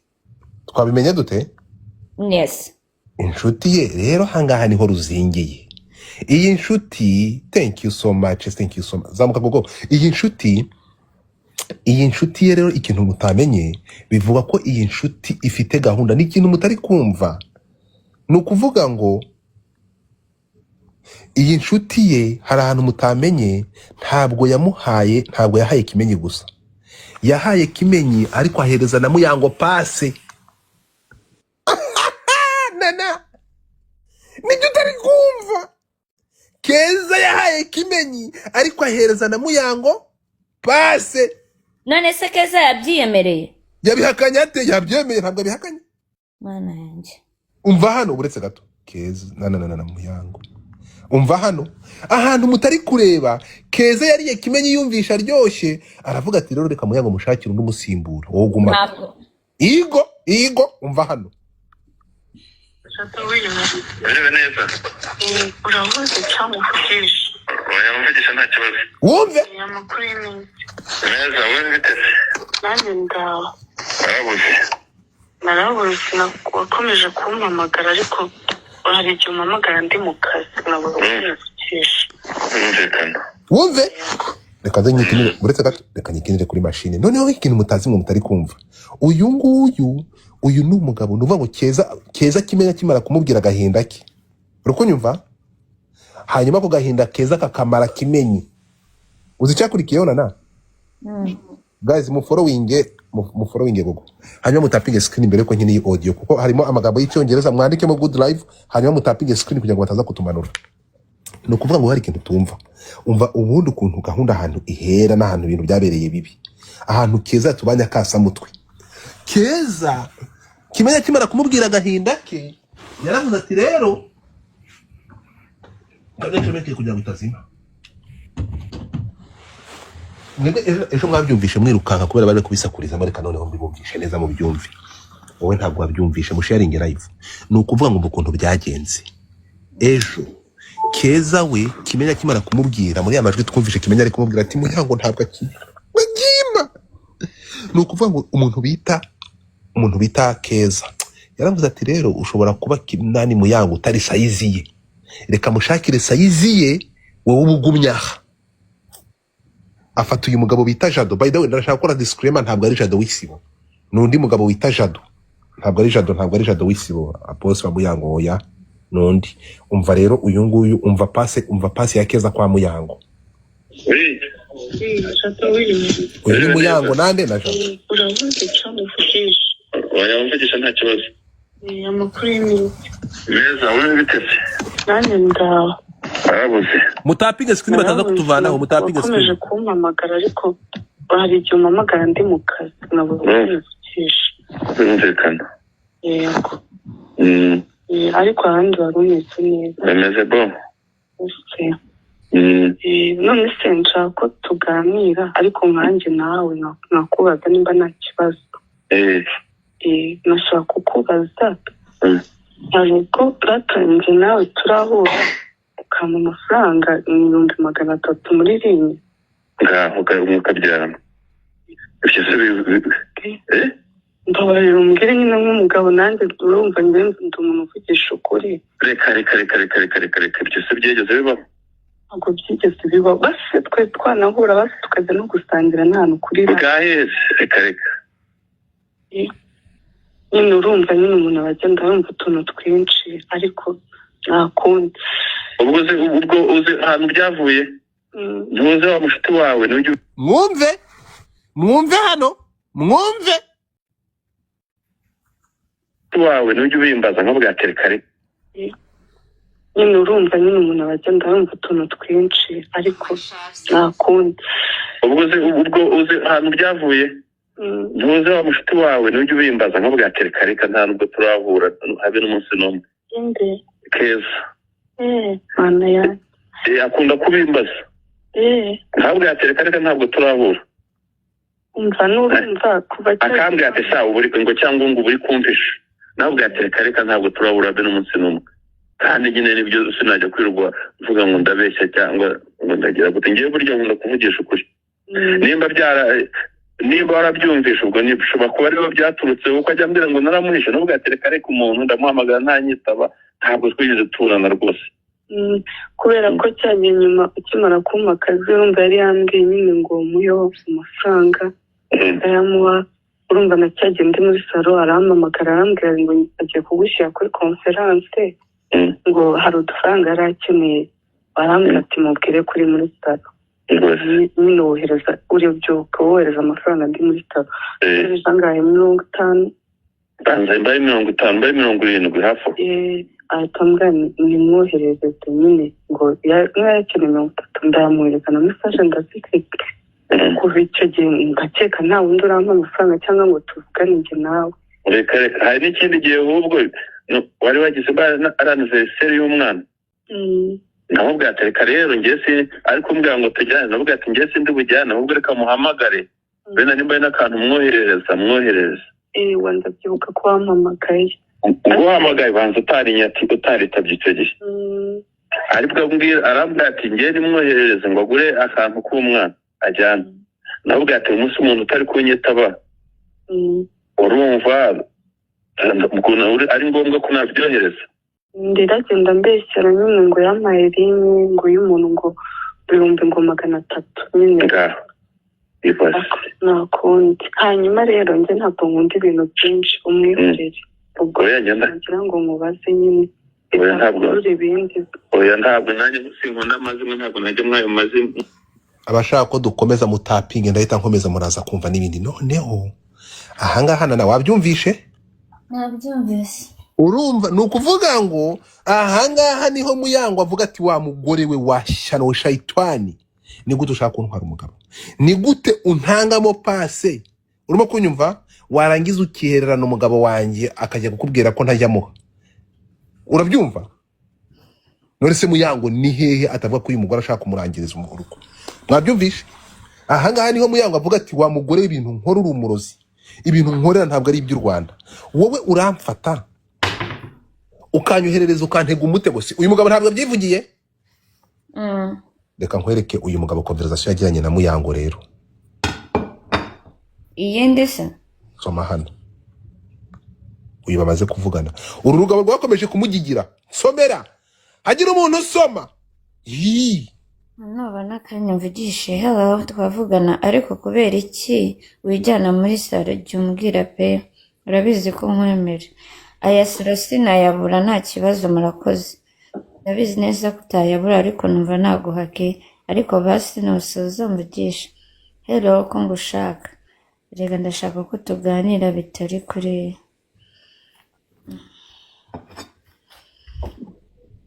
wowe iyi chat wayikuye Nyingira yawe na Muyango. okay Komeza. Iyi ni ya Muyango, uyu mugabo ari gutereta Muyango. Nukuvuga ngo uyu mugabo ni umutego Keza yateze Muyango. Umugabo muramwumvisha mu kanya. Umugabo aragigira biranga. Agigiye byanze Keza akamubaza ati ntabwo uracumita. Ntabwo uramurongora. Cumita umuntu. Igihe umwana warangije gusoma? nasoje Ntabwo birarangira. Dore komeza. ndashaka ko tuganira bitari kuri phone kandi nizere ko bizagenda neza kandi urakoze kumpamagara umva rero nkubwire wa mugabo we nahujwe nawe n'akazi kararangiye rwose ibindi biganiro nagirana namwe nta bindi biganiro nagirana namwe byihariye nibigamije iki nagusabye kwinginga nyubaha nimba binaze iyubahe sinkunda gusuzugura nanjye sinkunda umuntu asuzugura urakoze umugoroba mwiza ariko n'ubundi nta gusuzugurana birimo pe none se ubwiwe n'iki ko ngusuzuguye mu gihe utaranyumva n'ubundi ni ibijyanye n'akazi pe ntubifate nabi ndakwinginze mugore mwiza morning nizere ko kugusuhuza byemewe Ahangaha tuvuyeyo tugende gatoya. Uyu mugabo bikimara kwanga rero. Uyu mugabo yahawe ninde wamuhaye Muyango? Ninde wamuhuje na Muyango? tubwire nyine Ni Keza. yanditse ko bahujwe na Keza n'akazi Nyine ariko ni Keza wamutanze. Uyu Keza yafashe uyu mugabo amuhereza Muyango aravuga ati Muyango nguyu umugabo ufite akazi hanyuma umugabo nukuvuga ngo ariko target ya Keza aravuga ati umva rero wa mugabo we Jado cumita umwana. Noneho Keza yirirwaga umva hano reka byose byigeze bibaho wumve ntabwo byigeze bibaho basi twe twanahura basi tukaza no gusangira ntanuko noneho amakuru avuga ko urukunyumva ahangaha Keza ahita abwira Kimenyi ati Kimenyi njya gupfa we ngwino ufata umupuri wa nyawe uri fresh erega Kimenyi Muyango afite undi muti kumukubita ati ninde ati n'uwitwa Jado ni kumwe Kimenyi akava kwa Keza yaje yasibye agafata Muyango akavuga ati wandaye nyagupfa we ni gute ujya gusambana ati nsambana nande kuko ahangaha ni wumva ya magambo kugira ngo Muyango afate uyu mugabo amuhamagare ana muri coding yashaka ibimenyetso ahereza umugabo we yihakana avuga ati ntabwo umuntu nigeze mpura nawe ariko uyu Jado akaba yamubwiwe nande Kimenyi yamumenya ate yamubwiwe nande na Keza nibyo Muyango avuga ati ibintu Keza unkorera uri shitani urantega umugabo warangiza ukajya kubwira umugabo wanjye ko njya kuryamana n'uwo mugabo wundi narahujwe nawe n'akazi so ahangaha niho wumva muri izi audio reka wumve uravuze cyangwa uvugisha wayamvugisha nta kibazo amakuru y'iminsi meza wowe bitese nanjye narabuze wakomeje kumpamagara ariko hari igihe umpamagara ndi mu kazi nabwo uvugisha birumvikana yego ariko ahandi wari umeze neza bimeze bo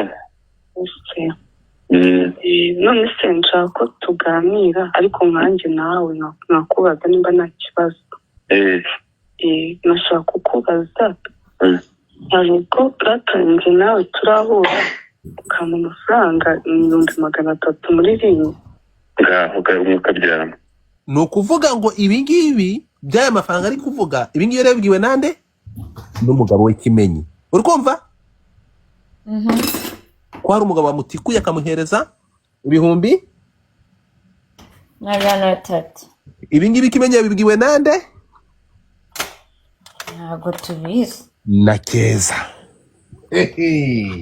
ariko Keza kwisanzura akamubwira ati mpamvu ataguha hari undi aba yahaye wamuhaye ahangaha tugende umbwire nyine nk'umugabo nanjye urumva njye ndi umuntu uvugisha ukuri reka byose byigeze bibaho ntabwo byigeze bibaho basi twe twanahura basi tukajya no gusangira nta nukuri bwaheze reka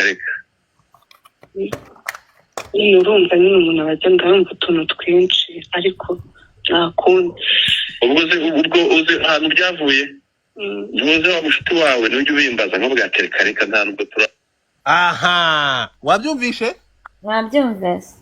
umushuti we ninde uburetse gato yawumve ubwo uzi ahantu byavuye ntuze wa mushuti wawe n'ujya ubimbaza nk'ubwa reka nta nubwo turahura habe n'umunsi n'umwe inde Keza mana ya akunda kubimbaza ntabwo reka ntabwo turahura umva n'urumva kuba akambwira ati sawa uburi ngo cyangwa ngo uburi kumvisha ntabwo reka ntabwo turahura habe n'umunsi n'umwe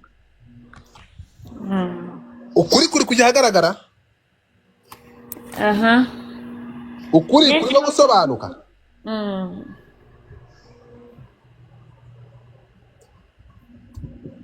hari icyo mutari kumva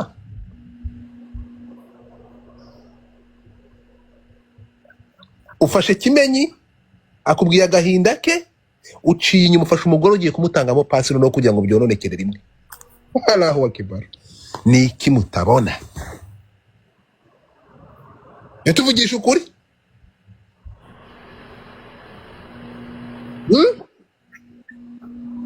Njyewe always since ariko Godfa muri make ubyumvishe n'ukuntu mbyumvishe bino bintu kuva ejo mu by'ukuri abo bagore bombi bari kugwa mu mutego kandi barengana ahubwo nyirabayazana n'umugabo ndakumanura banuka ujye kwigisha gospel umva nkubwire sorry uretse kumanura ukinga mic yawe nakuzabe abantu bagufollowing please wivange mu bya politiki thank you ako Godfa wagira ka wivange mu bya politiki madam ntiwivange mu bya politiki niba uri umuntu wumva uyu mugabo oya none se abagabo ariko abagabo twaragowe nana hano umugabo afite ikibazo hagati aho ngaho ntabwo umugabo arazamo nta kibazo afitemo nta kibazo arangira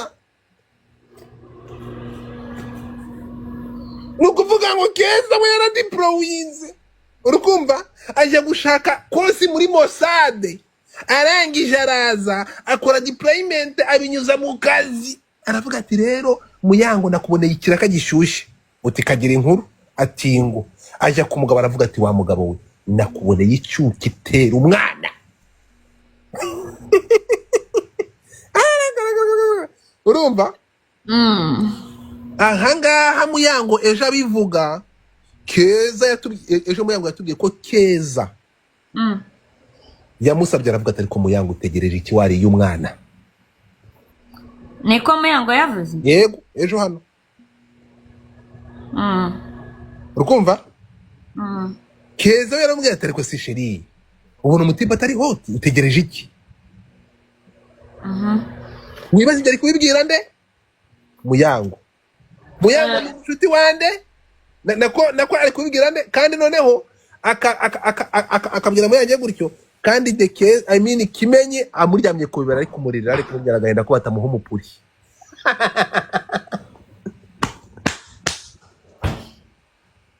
turi kumwe ariko Keza niba narumvise neza yavuze ko babimubwiriye kuri telefone babibwira nde uwo mugabo abibwira Keza atoti ko mwakinnye audio no hari ikintu utari kumva bazi mutapi mwakoze kuriyogora abanyarwandakazi urumva so nana hari audio zindi ngiye kubakinira murifata ku munwa Jessica ukimara kumva inkuru wumvishe warira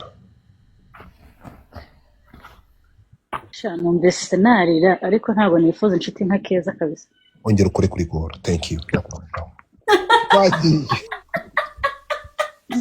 undi muntu twagiye ya thank you so much mufollowing go na ni Jessica mu following mumvikana ikintu kimwe ejo hari akavuyo kenshi cyane kandi Godfather buriya nubwo nabanyijije iruhande ndashaka kugira ngo uyu munsi muze gusobanukirwa ukuri kose so nimwumva iyi audio abanyarwandakazi urumva ko umva kama amafaranga 300 muri rimwe ni ukuvuga hano ngo nani Keza yabwiye Kimenyi ati Kimenyi impamvu uyu munsi ataguhaye hari umugabo wamuhaye 300 ubundi amwicundeba niyo mpamvu ageze mu rugo ananiwe umva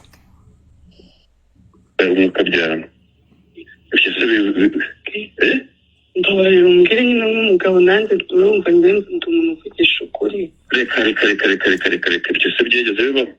Ntabwo byigeze bibaho, basi twe twanahura basi tukajya no gusangira nta nukuri.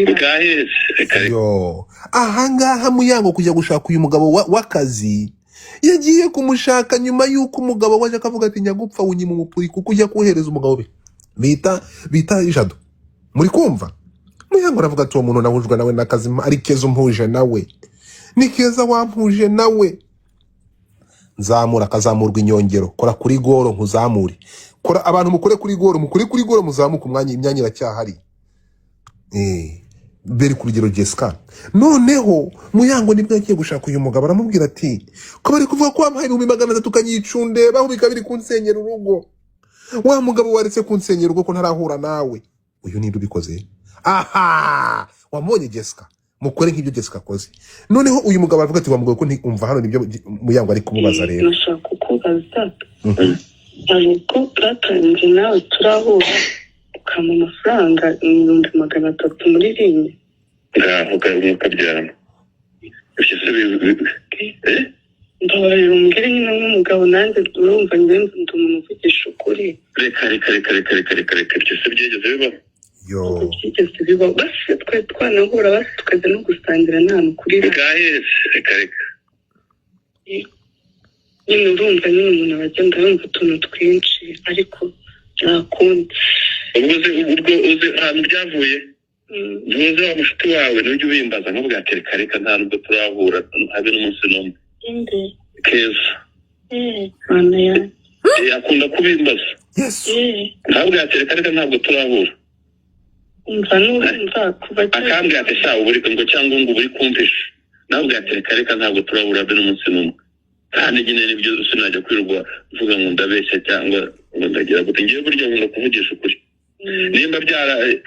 nimba warabyumvisha ubwo nibishobora kuba ariho byaturutse kuko ajya mbwira ngo naramuhisha nubwo reka umuntu ndamuhamagara ntanyitaba ntabwo twigeze turana rwose. kubera ko cyane nyuma ukimara kumpa akazi urumva yari yambwiye nyine ngo muyo amafaranga ayamuha urumva nacyagiye ndi muri salo arampamagara arambwira ngo agiye kugushyira kuri konferanse ngo hari udufaranga yari akeneye arambwira ati mubwire kuri muri salo nyine wohereza urebyuka wohereza amafaranga ndi muri salo angahe 50 mbaye 70 hafi atunganye nimwohereze nyine ngo yakeneye 30 ndayamwerekana mesaje ndazikika kuva icyo gihe ngakeka nta wundi urampa amafaranga cyangwa ngo tuvugane njye nawe. reka hari n'ikindi gihe ahubwo wari wagize ari anniversaire y'umwana naho bwatereka rero ngese ariko mbwira ngo tujyane naho bwati ngese ndi bujyane ahubwo reka muhamagare bena nimba n'akantu mwohereza wanda byibuka ko wampamagaye uhamagaye banza utaritabye icyo gihe ariko arambwira ati ngiye nimwoherereza ngo agure akantu k'umwana ajyana naho bwati umunsi umuntu utari kunyitaba urumva ari ngombwa ko nabyohereza. ndiragenda mbeshyira nyine ngo yampaye rimwe ngo y'umuntu ngo 300. aha agenda mubeshyera ko yamugize gute yamutanzemo pasi amubeshyera kwande kwa Kimenyi ari kumwakira ari kumwagaza ari kumukiza iki mwumve mutega amatwi mwumve mukande kuri mumane mutapinge tugiye kuri miliyoni mutapinge please mutapinge bataza kutumanura murebe bari kuduhereza ntuza mutapinge mwandike mu good live mutapinge nakundi hanyuma rero njye ntabwo nkunda ibintu byinshi umwiherere ubwo ngira ngo mubaze nyine ntabwo nanjye sinkunda amazimwe ntabwo najya mwayo mazimwe gusa urumva ababivuga nawe nyine ntazi ibyo ari byo urumva kubera yuko yabonaga dusa nkaho dusigaye tuvugana we n'ibintu yimajinye birabo kuko nanjye yarabimbajije ambwira ngo nisigaye ngo yampaye pasi ngo namisha nabwo reka tugende gatoya Jada avuze ngo nana urahari nahari ndimo kumva Keza abwira Jada ko yagize gute tugende gake ko yamuhaye pasi mwumve ubwo yagenda ngira ngo mubaze nyine oya ntabwo nanjye sinkunda amazimwe ntabwo najya mwayo mazimwe gusa urumva ababivuga nawe nyine ntazi ibyo ari byo urumva kubera yuko yabonaga dusa nkaho dusigaye tuvuga nawe n'ibintu yimajinye birabo kuko nanjye yarabimbajije ambwira ngo nisigaye ngo yampaye pasi naramushina bwa reka ati umuntu tutajya tuvugana sinzi ntabwo anyangamo pasi we iyo pasi arayanze we yakitanzemo iyo pasi icyo abakobwa b'ikigali bashaka gufata umuntu wamugire mwinjije cyangwa ikigoryi none se ko atambwiye ko ntanzemo pasi ko atambwira ati Muyango muhuje n'umuntu njye yambwiraga ngo mubwire ibi akanahita amuha amafaranga atambwira tugiye muri pasi basi ngo mbimenye mbe nicaye mbizi ahubwo bakaba ari wowe wabibwira nta kundi mwiborera oya ibintu nk'ibyo bya ahantu haba hari abantu benshi cyangwa umuntu agenda n'abantu benshi utuntu nk'utwo tutugamba ntitwabura kandi iyo uri umuntu ukuze ibyo nta n'icyo byanagutwara uba uzi ko ari ibintu bisanzwe bibaho cyane cyane ko uba uzi ko nta byabayeho biba ari byinshi umuntu ahura n'intambara nyinshi ku isi ni intambara no kuhora turwana intambara ahandi se umeze ute ahandi ndawe nyine ubwo kwa mbere ntabwo njya nkora nari mvuze ngo ndabyibutse ndavuga reka muhamagare icyo nubikubazaho numve niba hari n'ikintu bizeho none nanjye ndumva ntacyo bizeho ntacyo ariko urumva aho byaturutse nibura nawe urabimenye kandi usanze ko ari ibintu bihimbano bidafite shinge na rugero ubona ryari se basi tusangire nibura nako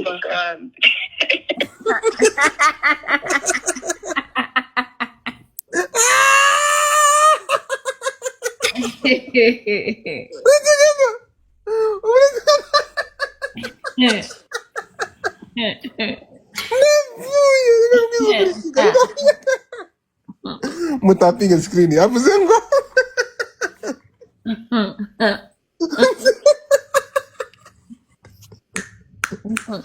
uretse gatudumiye ahubwo pe ngo iki guys mutangira mume atimi what uyu mugabo ntabwo ari seriye numve niba hari n'ikintu bizeho ndumva ntacyo bizeho ntacyo ariko urumva aho byaturutse nibura nawe urabimenye kandi usanze ko ari ibintu bihimbano bidafite shinge na rugero guys mutapinga screen ubona ryari se basi tusangire nibura nako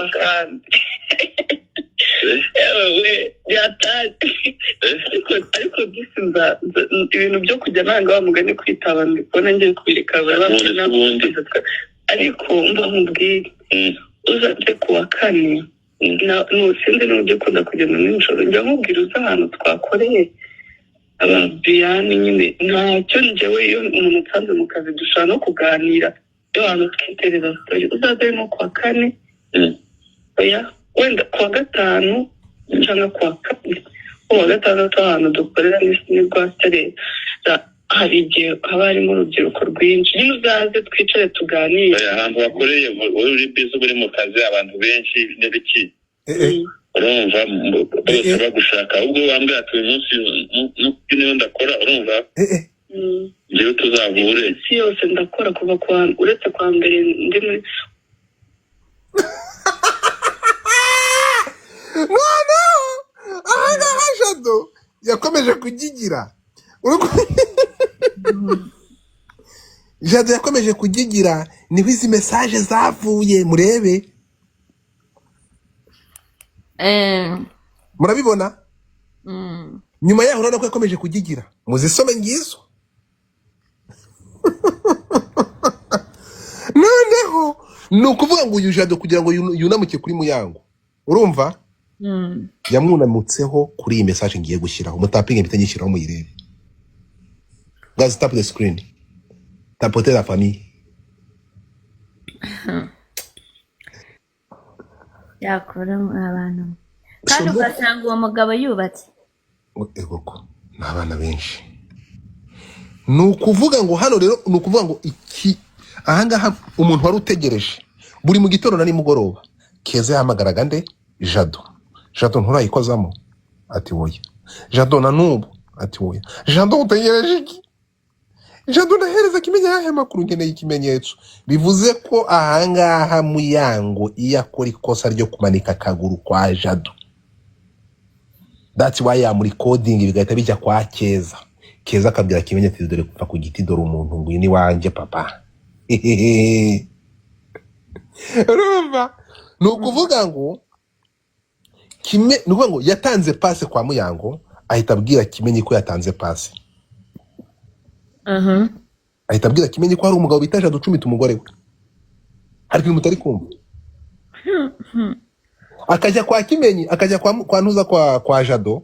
Jado ntabwo urayikozamo. Undi ati woya. Urukumva? Yarangiza agahita aza kwa Kimenyi aterega buretse 300 yayamuha ahita ayikozamo. Kimenyi akajya kwa Muyango ati bagoye 300 baragucumita niyo mpamvu rukunyima. Muyango akajya kwa Jado. Jado wandongoye umpa 300 ati woya.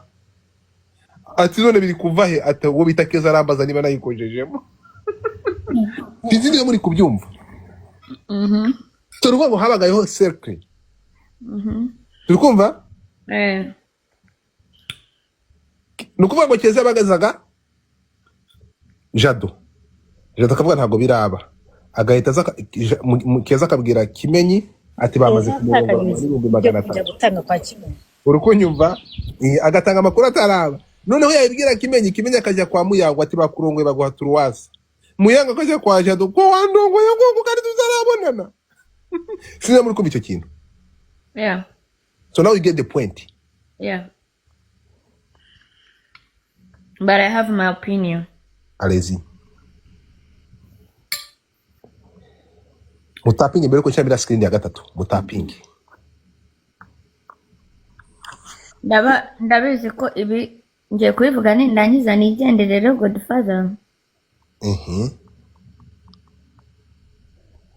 Ndabizi hari abari bubabariremo.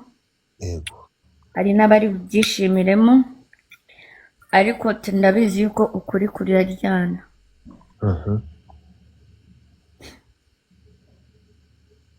Cyambere bose ndabablaminga the call recording. Ni cyambere. Wenda ashobora kubaho self defense. Bitewe ni wenda nibyo wumvise. Icya kabiri ntabwo ndi blaming abantu ejo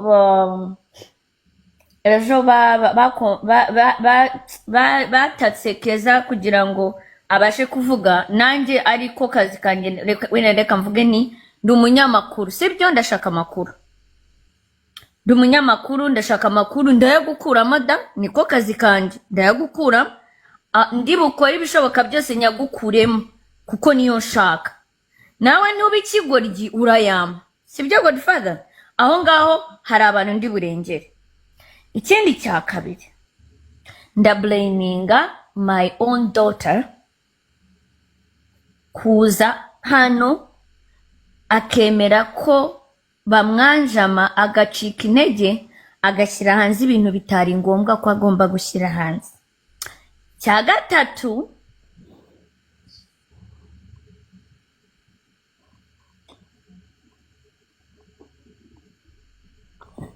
ese murimo kunyumva recording.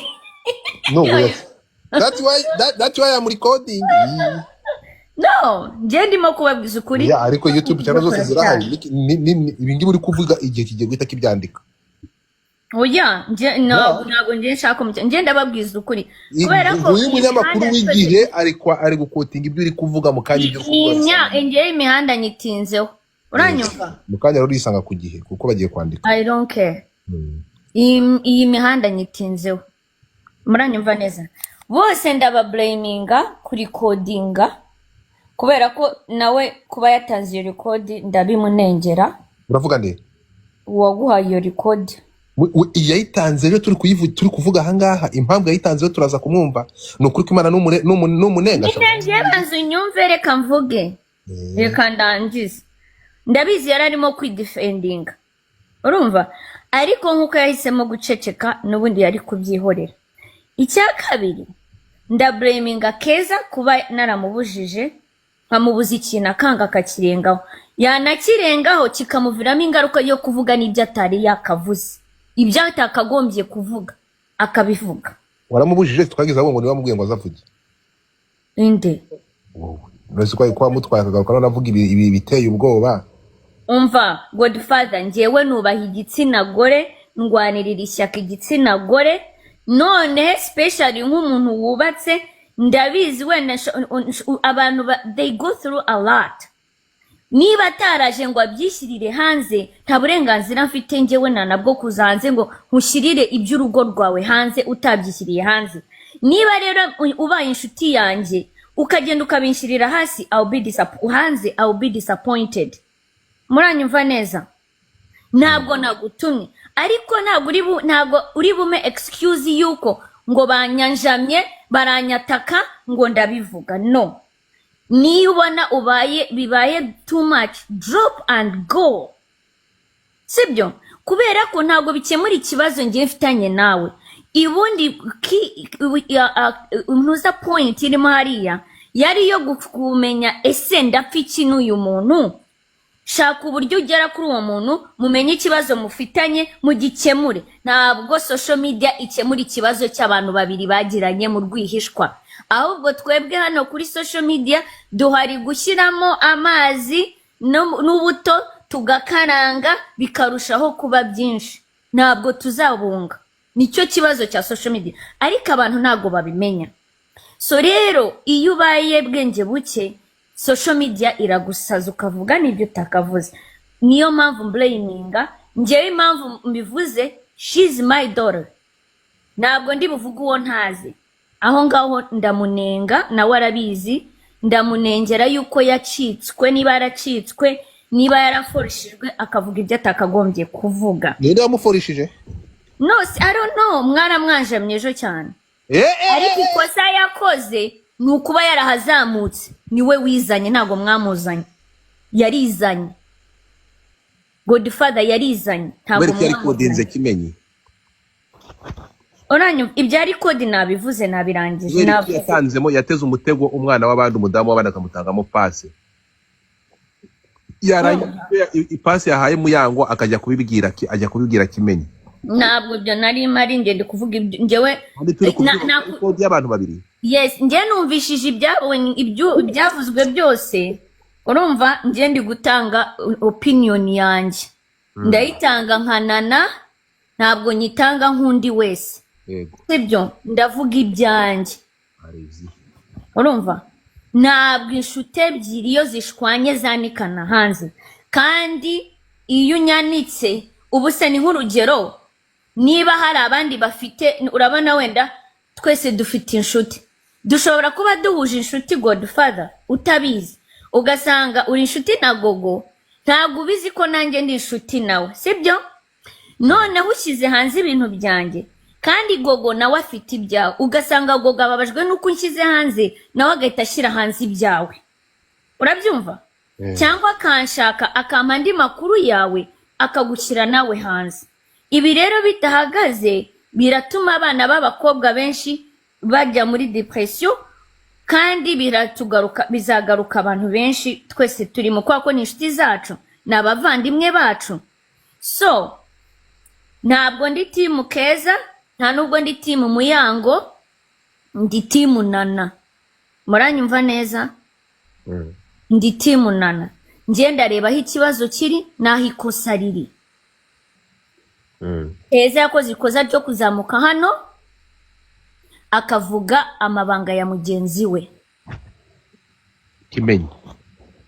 No, nje ntabwo ndi hano kurwanira igitsina gabo, ndi hano kurwanira igitsina gore. Erega umuntu yaturikije kumena undi nakajike ntabwo bindeba. Oya, yaturikije Kimenyi amabanga yashyize hanze mu audio, hari audio tumvisha amabanga yashyize hanze na amabanga ya Kimenyi. Uranyumva? So rero uriya n'urugo arubatse, I don't think Keza yubatse. Ariko niba habaye ikibazo mu rugo rw'undi mwana si ngombwa ngo ubishyire hanze kuko nabimenye. Ubuse nituzi ngo nyisi zasenyutse akaba n'abatabizi ko zanasenyutse, ntazo muzi kuri bashuti banyuse. ubuse ntihari amabanga y'abashuti banyu mwicariye kuki se mutayazanye hano ngo tuyumve tubote sibyo ariko wowe uvuyeyo ushyize hanze amabanga ya mushuti wawe it's not cool ibyo byo tubyemere iryo ni ikosa ryabaye wenda wabikoresha buriya barakubwira ngo ntuzakore ikintu kubera ko wishimye cyane ntuzanakore n'ikindi kintu kubera ko ubabaye cyangwa urakaye cyane kubera iki batubuza muzi impamvu babitubuza bizarangira uko uzakora ibidakoreka cyangwa se utanga ama promises utari burangize bitewe na excitement nicyo kintu cyabayeho yabaye overwhelmed simbizi ukuntu byagenze so ikindi rero kugira ngo ibi bintu birangire Godfather mugomba kubigiramo uruhare mugomba kwicaza aba bana b'abakobwa mukabegera bari kumwe bombi mukabambura ayo matelefoni bari kodingishanya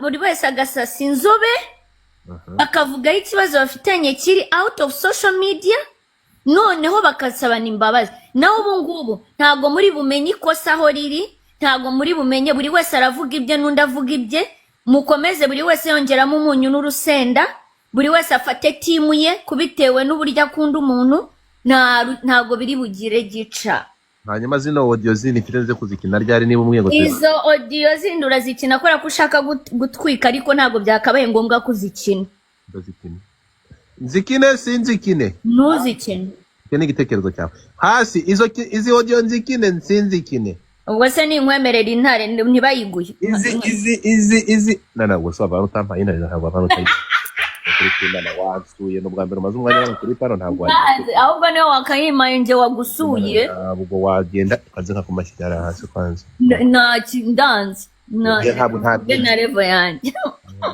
no kuri kwimana bikora so guys rero urumva ubutumwa utanze nibwo kandi no kuri kwimana uvuze neza cyane ngende ndakoro nibyo uvuze barakonyumva ndidakoro nibyo uvuze urumva ariko reka nkubwire ikintu kimwe wowe utazinana buriya iki ni igitonyanga mu nyanja kuri iyi saga n'ibindi aha ntubishe ko twumvishemo Jado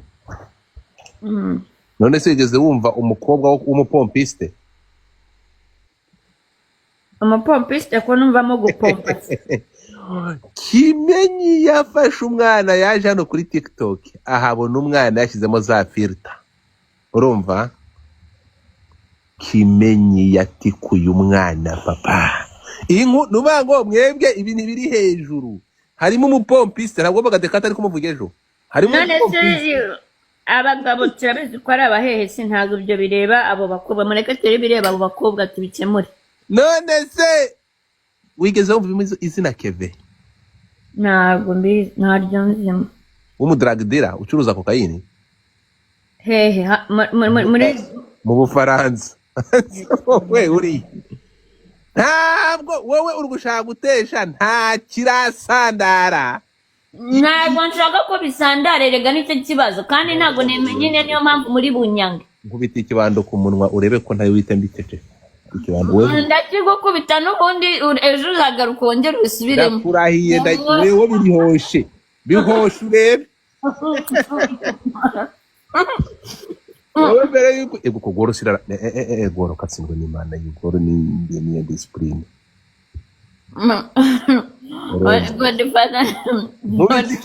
nkubita ikibando ku munwa dore n'ubundi ego se igihe yanginga ubundi abona arigerwa kure nazabana n'ahari n'ubundi cyane nimugoroba n'ubundi bageni bari kubaga ntabwo nkubeshya ntabwo nabikora serieda no kubita ikibando oya ndi timu guhosha n'ukuri ko Imana mu mbabarire niba ari timu guhosha rero hita ubihosha uretse nkoresha diru yes ndi taya hari abantu igihumbi tugiye gukora diru tuyisinye njewe nkatanga intare ebyiri noneho ego wabirengaho ukampa intare 5 ndazigira 10 and the I swear to God nana twagiye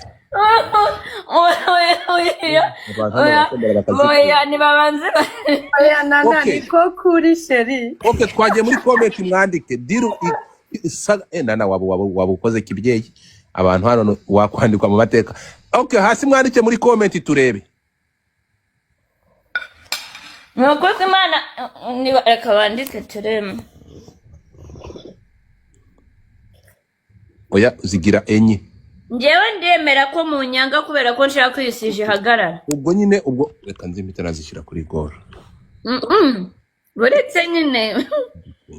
Teri nanjye ndagushyigikiye pe ihagarare. Niba igiye guhagarara nawe urongeraho iyawe. Mama urasa ngo we mwizera. No nana ndi umugabo w'ijambo rye. Okay, tubigenze gutya. Twagiye. Hasi. No enye zine mwandikemo zina pane 5 inese nazikuraye. Bihagarare. Bihagarare nuko kandi none n'abakobwa bagenzi bacu basheri please. No deal bihagarare pe. Kina baga no deal ndapfuye bihagarare ufite abantu bihagarare deal. Oya twavuze byera pane 5 mwabantu eshari n'umuzazima nabigarura. Ntibigarura no gogo deal baga akose mwabantu muri kwandika no deal mu ndebe. Bihagarare abantu bawe nibo benshi. Natange 5 wayi mugende yo hirya natange no bihagarare. 5 se baraziyora. Baga yego amatiku yego bihagarare baga bihagarare nana twagiye kubera iyo mpamvu kanze mpite magarika comment. Okay badufare kandi ziri charging ndaje.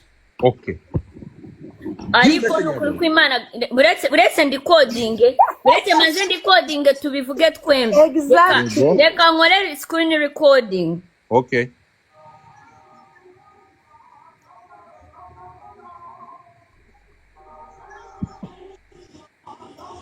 Okay tugiye kuvuga yego ndashaka ngo usubiremo urumva. No yawe nawe nitse kwiteguye yego twagiye. Abantu 1000 barahari mu bantu mwe mu byumba 1,100 uri kubagabanyiriza iki? Ntabwo ndi kuranyiza. Uravuga ngo nana agiye kuma intare 2 iyisije nyihagarike ninyigarura nzamuha intare 5. Intare enye. Intare enye. Yego. Okay. Iyisije ya Muyango na Kimenyi na Keza turayifunze turayihagaritse ku ntare 2 bampaye ninongera kuyivuga nzatanga intare enye twagiye. Arahiye. Alright. 1 second I'm coming back 1 second. Okay. Let's say ko bampamagaye bakambuza. Barashaka kwitikura ikomeza. Djihad niwe muntu wa mbere umamagaye muzamure hano. Djihad ni uwuhe? Djihad wawe. Djihad w'umuroko? Djihad ya mu bantu bamamagaye bwa mbere. Kumbe nyagupfa yaraturamya. Djihad zamuka.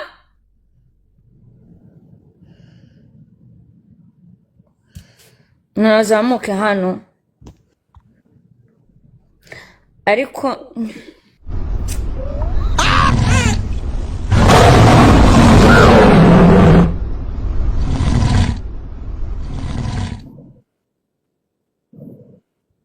iyo ndayiguhaye kubera ko nyine ntaraguha intare ariko barambujije ngo ninkureke ngo ukomeze na story yawe nta kibazo. Uwo ninde bikubwiye? Ndi nguhaye kubera ko none nakwemereye intare ariko nyine barampamagaye barambuza. So ninde muntu kubujije ninde muntu kuyobora? As a peacemaker. Okay, tubwira impamvu igitekerezo ragikuye cyo kumva ko ibintu bigomba guhagarara. Kubera ko njyewe nago njya nkunda kubona igitsina gore cyane kana hanze. I don't like it. Kamusa kangiye gutuma ikintu kimwe rero. Wandebera umuntu bita Keza. Yego. Mukora iki? Akora statement asaba imbabazi. Umuntu wa mbere agomba gusaba imbabazi ni njyewe. Yo. Mwese mushyiranga imitima y'ubururu. Ndakumva komeza. Ku izina ryo wongeraho peacemaker. Aha, umuntu wa mbere agomba gusaba imbabazi ni njyewe. Why go? kubera ko arabizi ko ibintu ntabikunda kandi arabimubujije. Guys, bye. Before you go, uretse gato. Wibabara. Wibabara.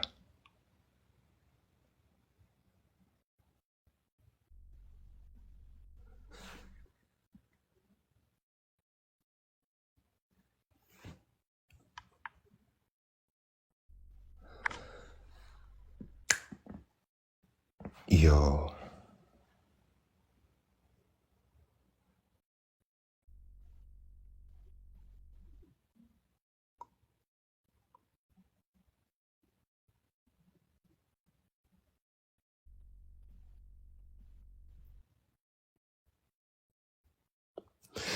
Ngira ngo murabona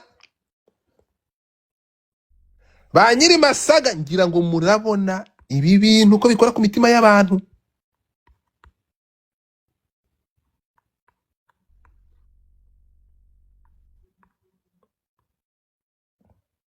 Iyi saga kubera icyifuzo cya Nana turayifunze.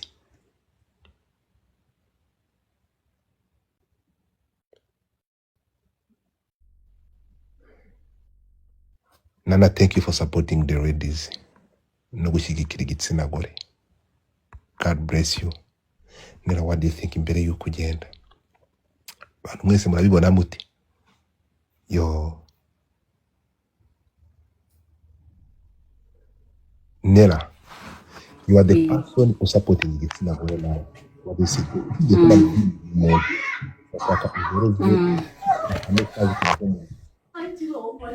Akamesaje natanga waherezana na nk'umuntu ibintu byakomerekeje. ndamuhaye pole cyane gose. Ubiravye uri umuntu nyine nawe ufise family, hariho ikintu kiri secret, family iri sacré, ni ikintu umuntu adakorako, ni ikintu umuntu atarakwiye gukinisha juste comme ça. Hari abantu bifuza family bakazibura. As long as Imana iba yaguhaye ubuzima bwo kubaho atangwara uri healthy, I think abantu bakwiye kuba tugaruke kuri shame, let's go back to shame. Let's bring back shame, like saba abavyeyi gusa bari involved mu bintu nk'ibi. Harimo n'abana bazoca bacaring your legacy, bazokura bari muri izo trauma. So guys, just be mindful of that.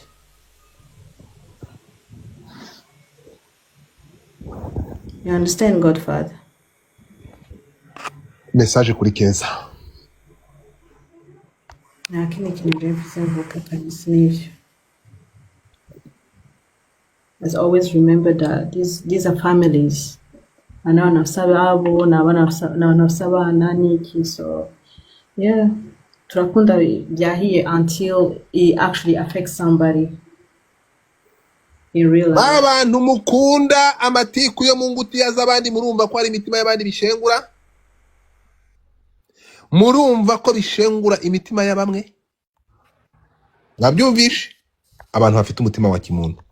Nababwiye ko kugira ngo ikintu mugira muvuga murabanza mukandi kuri kora muzamuke. So team Blue mwese coup de chapeau. Peacemaker umwe mu bantu hana cyitegererezo cyiza. Ejo yarabikurikiye, yatangiye kubirwanya ejo kugira ngo bitajya hanze paka nanone aha. Yaraje afata Keza aramushimuta aramutwara, aragenda Keza aragenda ngura n'umuntu bita Dekata ahita amukurura mu nguti, aravuga ati nyura hatugende. Arabigarura. Nana, thank you, bravo. Ngayo nguko bimeze. Deal done.